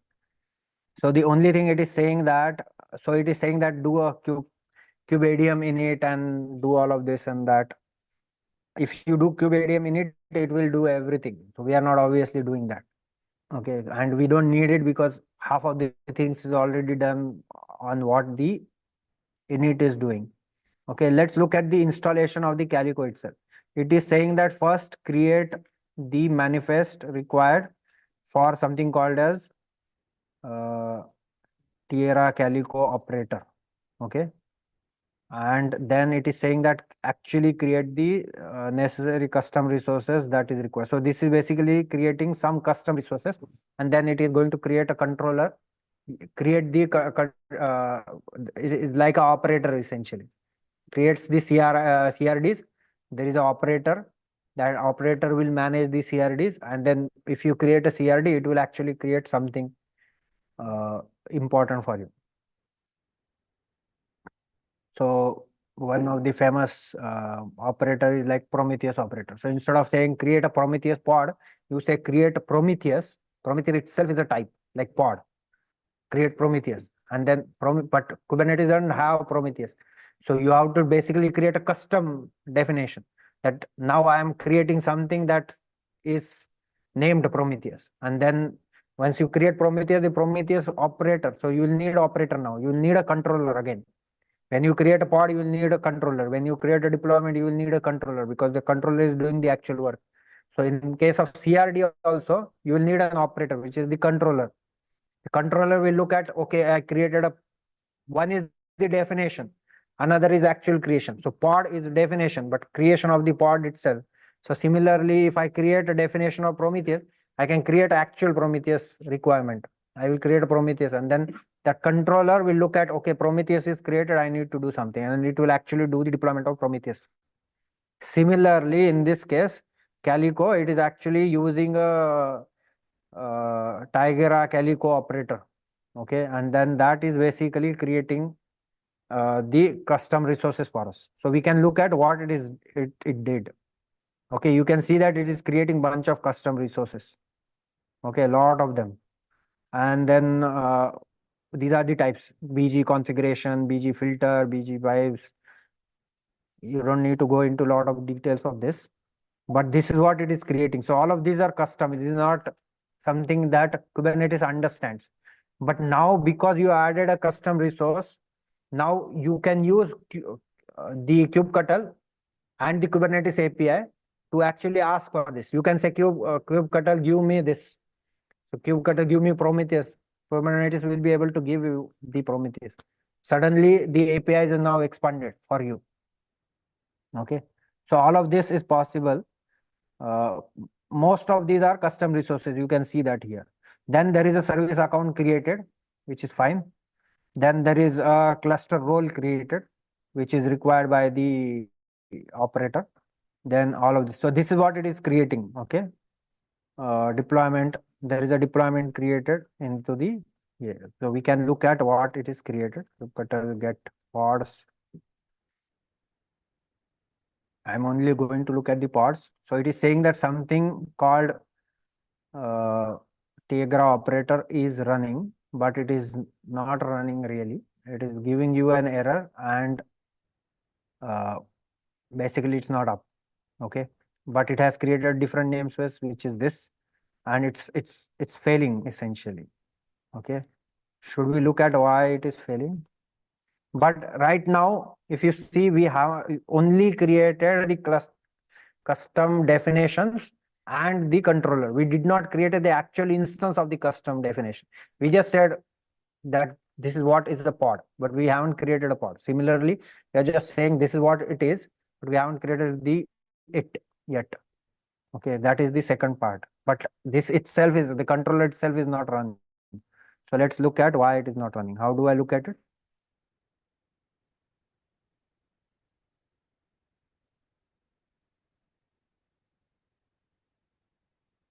Okay, so what it is saying is, it is saying that it is not running because it is trying to connect to this this IP, this port, okay, with /API. So that should give you a hint. And it is saying IO timeout. So it is not able to reach to something. It's timed out. But what is this IP?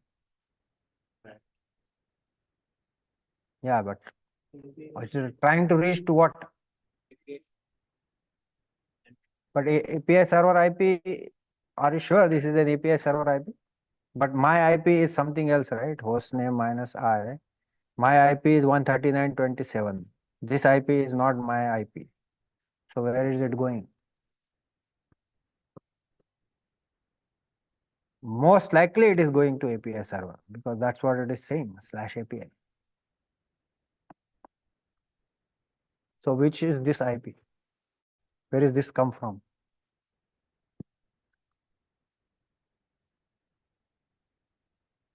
And it is timing out.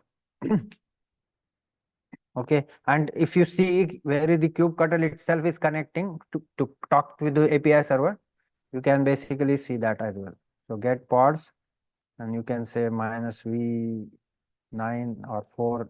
I don't know whether 4 will also, no, 4 will not be there. It should tell you which IP it is connecting to. It is connecting to 10.0.139.27, which is exactly what my IP is.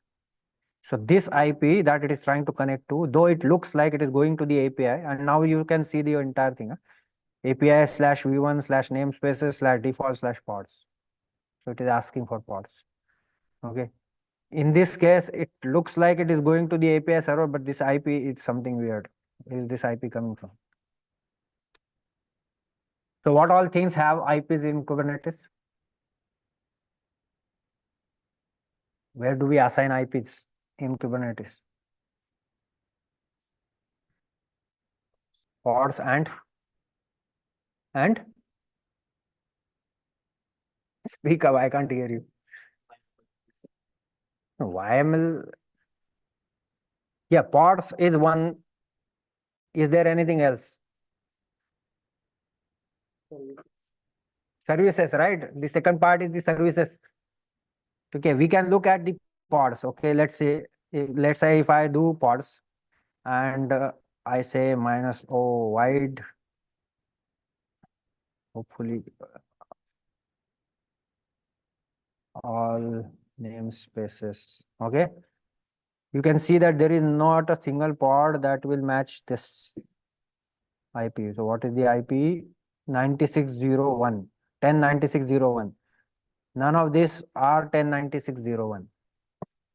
Okay, so yeah, so I'm the one asking the question. So question is, what is the operator is trying to connect to? So if you see the logs of the operator, it says that it is trying to connect to this IP. Okay, and this is the path it is trying to connect to /API. So hint is basically it is the API server it is trying to connect to. But where is this IP come from? Okay, that is the question. Okay, so we looked at how the kubectl is connecting to API server. So kubectl is using this IP, which is my local IP. This is the node's IP, and this IP is 96, which is different than this one. Okay, that means it is not trying to connect to this IP. So what it is trying to connect to? We are also looked at the pod IPs. None of the pod IPs matches the IP it is trying to connect to. So the other thing that has IPs is the services.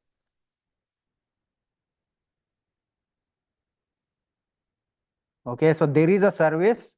See the IP of this 109601. So it is actually trying to use this service to connect to the IP of the Kubernetes. So let's see whether it is actually doing that. So if I say kubectl describe service, good question. Service Kubernetes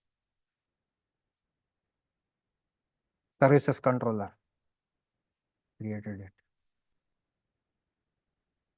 Okay, so in this case, you can see that the service IP is, where is it? This is the IP. Then you can also see that there is an endpoint that it is trying to connect to, which is 10.0.39.27, which is exactly my IP is, and see the port as well. So this thing exactly matches to what the kubectl is trying to connect to. Okay, but it is actually sending traffic to this, not to this. So something is missing that is not routing the traffic that is sent to the service IP. It is not sending it to the endpoint. It is not sending, the service is not sending it to the pods. So what is that thing is missing? Who is responsible for creating the path from the, basically the services, connect the services to the pods? Which component is missing? Sorry? The only thing that is missing is kubeproxy now. Yes. So kubeproxy is a component that is actually responsible for making sure your services are working. The networking. So basically it does the IP table updates and it ensures that the routing between the service IP and the pod IPs are intact. But there is no kubeproxy yet. So there is no path created from this IP to that IP. So it doesn't exist. Okay. In case of, if you see kubeadm does not consider this to be a control plane. So there is no kubeproxy here. And actually, if you see the add-ons, you will find the kubeproxy in the add-on section. Okay. I don't know why it is done that, but yeah. Okay, so that means I can now do the same thing that we have done a number of times. Config, kubeconfig. Okay. So proxy is what is missing.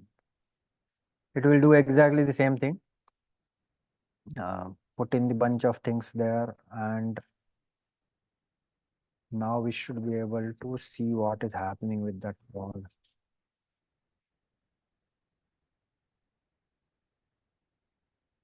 Okay. Now this guy is in the crash back loop of, most likely we have to kill this pod. Let's kill it because then we will see the update much better, much earlier. Delete pod. -n.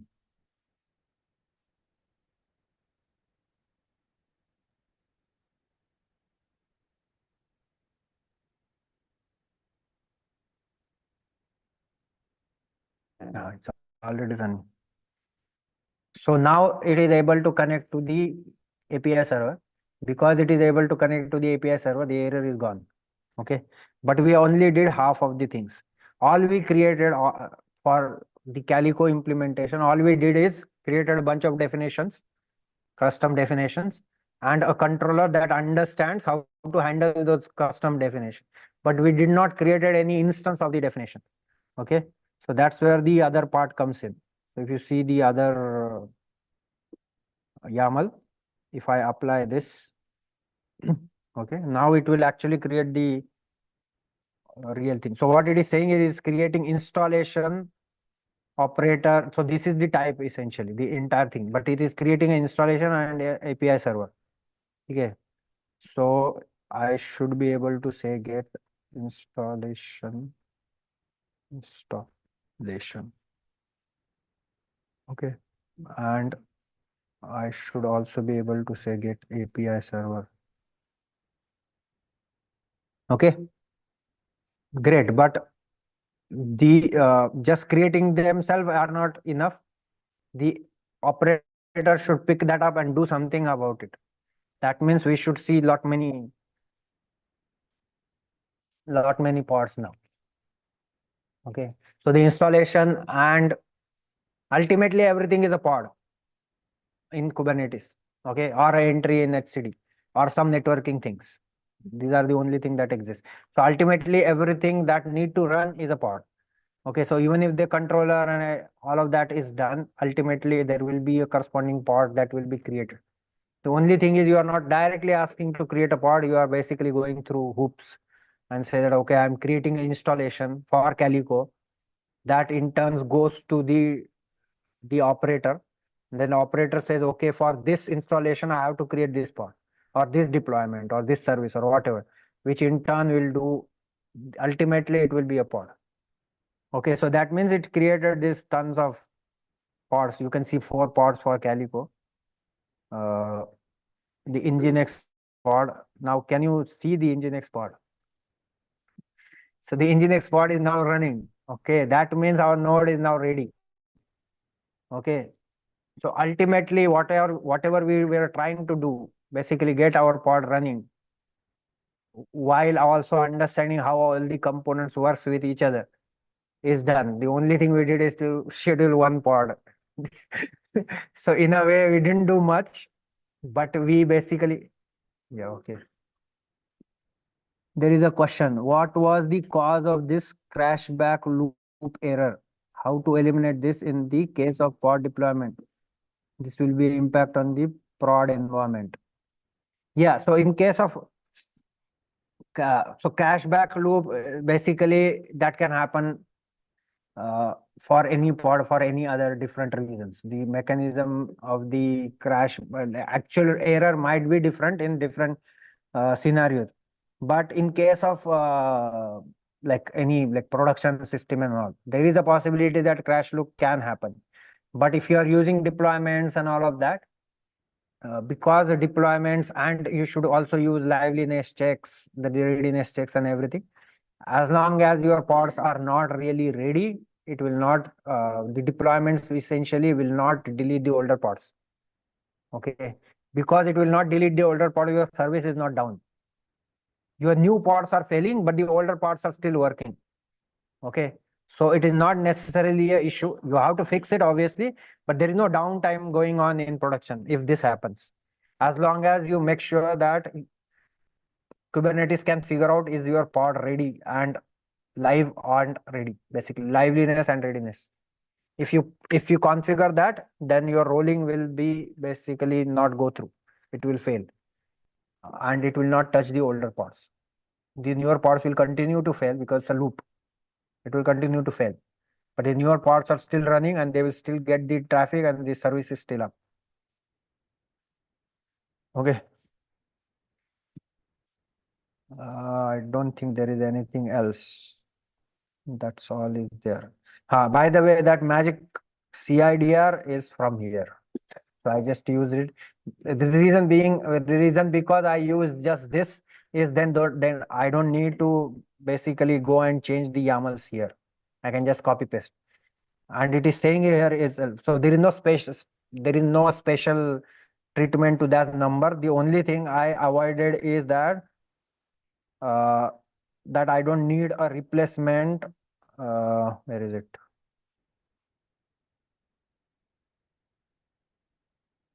So all I avoided is this, that if you read the content, make sure the settings are correct to your environment. For example, you may need to change the default pod seeder which matches the pod seeder. So I don't want to do that change, and that's why I just use the same value in my config, kube config, the kubeadm config, so that I can just copy paste and then just work with it. And it is already there in the initial setup, so you don't need to make any changes. If you choose to change the seeder, make sure you have corresponding change in the YAMLs that you copy from this. So instead of, basically then you have to edit the YAML. So download the YAML, edit and then apply, rather than just applying from the internet location. Okay. Any other question? Do we want to quickly talk about how the pod actually gets scheduled when you create a deployment?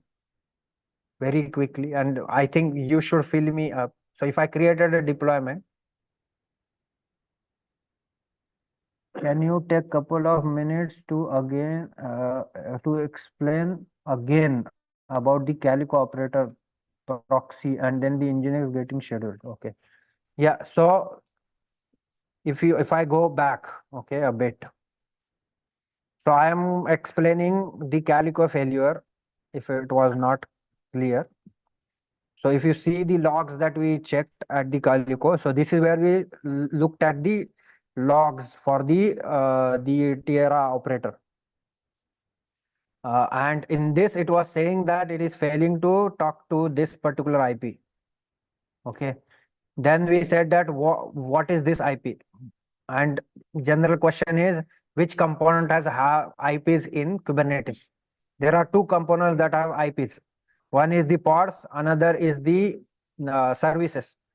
Okay, so that means when I am looking at the pod IPs, I can look at all the pod IPs. So this is how we looked at the pod IP. Get the pods, and so wide is basically, otherwise you will not see the IP. So you have to do wide, and it will tell you the IPs of all the pods. None of these pods IPs matches the IP that we are looking at. So Tierra is trying to connect to an IP that is not actually a pod IP. So it has to be a service IP. So if you look at this service, there is a service called Kubernetes, and which has exactly that IP, 1096 something something. Okay, with this is what the Tegra operator is trying to connect to. Now, if you do a describe of this particular service, you will see that the IP exists. It also understands where to send the traffic to, but somehow it is not able to send the traffic to. So what is missing? That missing part was the kube proxy. So kube proxy makes sure that the connection between the services, it basically does the IP table manipulation. It does the routing manipulation. So where how should the traffic should go through in Linux? So for this IP, it should route it to this IPs. That is what we want. So the services, the traffic that is coming to the service IP should get routed to the pod IPs. Okay, and that routing is missing. And that is what is done by the kube proxy. So when we install kube proxy, so this is why we are installing the kube proxy. So when we install kube proxy, the connection between the service IP and the pod IP is done. Because that is done, then when we basically looked at the Tierra again, that operator pod, it was crashing, so I just deleted it so that we look at it faster. And then after that, it came back up. Okay, so it is basically running that. So that is not visible here because I did a watch here, but that was running at that point. So because we fixed the we installed the kube proxy, their link was filled up, and then the operator was healthy. And once the operator was healthy, then we created the Calico, the actual Calico pods to be created, because we just created a definition and the operator, but actual instances of those definition did not create it. That is where we created it. So it created two things. One is installation and another is API server. We looked at installation API server as well, because those are the CRDs. And then we looked at the all the pods. Okay, so this is because we created those custom resources, Calico, the operator essentially created Calico pods. And because we created Calico pods, the network issue gone. That made the Kubernetes node healthy. And because the Kubernetes node became healthy, our pod gets scheduled on it. So all of those components were already running. It's all loop. Kubernetes is all, every component is a loop. So once you make one change, everyone knows, and it's all events. They are not talking with each other. They are just looking at the desired state and trying to do their work. Okay, is that clear? So if I go into kube proxy and get into etcd host, can I see the concept? I'm not sure whether it is in etcd host or not. It does the IP table entries. There is a way to look at it. I forgot the command, but it is possible to look at the entries of the services, and so you can go low level and see the IP table entries. That is possible. It won't be in I don't think it will be in etcd host, but it is possible. If I find that, I probably have that information. If I find that, I will put it in the repo. Okay. Yeah, that's all I had. I don't know whether we want to talk about the deployment thing, but all else I can just informally talk about it. But this was the main crux of the whole components. Basically, one pod forces us to move through the entire Kubernetes system to make it run. And we went through everything. So if there are any questions, yeah, thank you about that. Any other questions otherwise? Sorry? Okay. So okay, yeah. So there is something called as a Kubernetes the hard way. Okay. if you know that, which is extremely low level. Okay, the original thing is, so I wanted to do something similar, but I don't want to be that low level, because something is, you need to know where you want to stop in terms of where to focus. Okay, you cannot go and in everywhere you don't want to go into depth, and then you lose the ability to understand the high level. I wanted it to be high level, but I wanted to also basically say that, okay, this is how it works at the very core, so that then you can understand why it is working. And then I said that, okay, why can't we use, like, generally we are not using kubeadm, we are using k8s or eks or something like that to set up, but they are very high level. So I basically said that, okay, probably kubeadm is the best tool, that low level enough to show the actual thing, but not that too low level that there is no tool. Basically, the Kubernetes hardware does not use any tool. It will do everything manually. Okay, so manifest creation manual, actual deployment of kubelet and everything, including the certificates, everything is manual. You can go and follow that as well. That will give you immense understanding of Kubernetes. But this level is also fine. Okay, so you need to choose whether to go that deep or not. But that's where the idea came from. Then we did it internally once for learning, and then we said, okay, it's a good idea to open it up. So that's what we are doing. Any other question? Application that has about 2000 daily entries onto my MongoDB server, let's say. So, what kind of configuration do I have to do for my Dockerization? For example, if I used to, I don't really know much about Docker. So, on the other part, if I have a React application or let's say Next.js application, I have my cluster set up. What should be the steps that I should follow? For containerization. Okay, I can answer that, but that's not really part of this talk. But so you can say that, not, if it is not containerized, how will you run it? If you know that, then containerization is much easier. So there are two things here.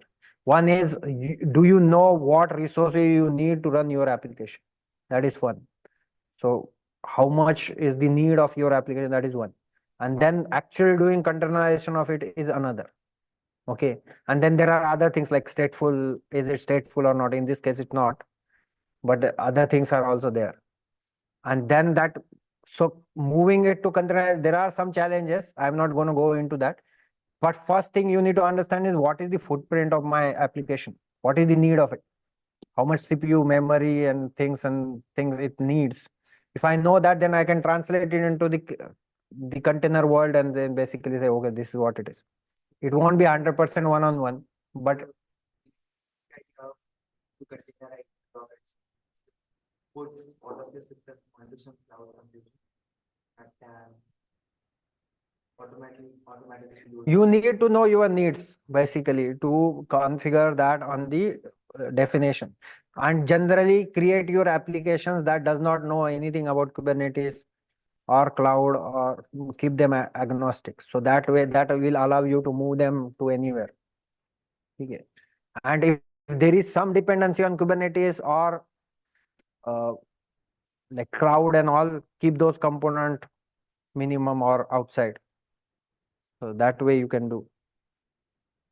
So then you don't need to know anything at the Kubernetes level. Okay, I think that's all I have. Thanks all for